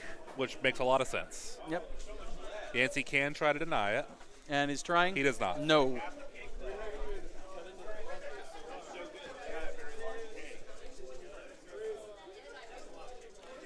I think this Realmgore Ritualist is about to be paced. Oh my goodness, 3 6s. Oh my god.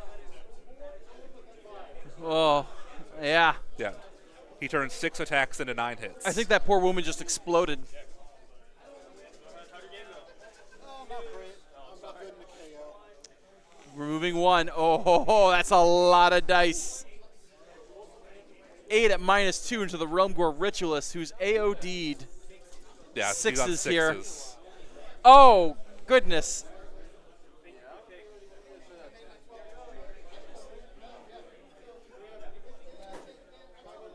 So Skull Reapers, excuse me, piling in, trying to take on the Nightmare Predator.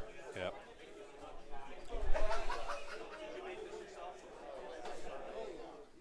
I do think this is mostly meaningless as far as overall points go.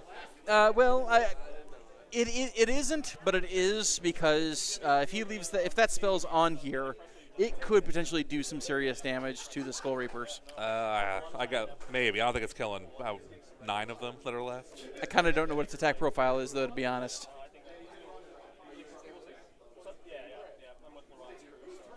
I do still think him going after the primary instead of redeploying the Realmgore Ritualist away is going to cost him the full win.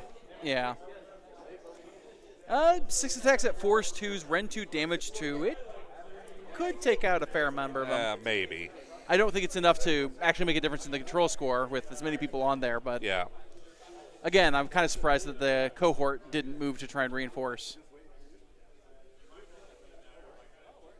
But that might have also brought in the Skull Taker, and that would have been a Possibly, problem.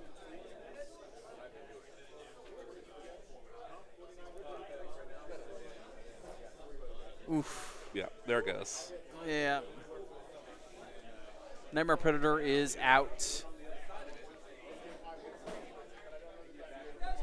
And it comes back. That's funny.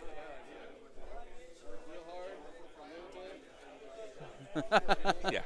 And there's not much for it to come Yeah. back, and it doesn't really matter.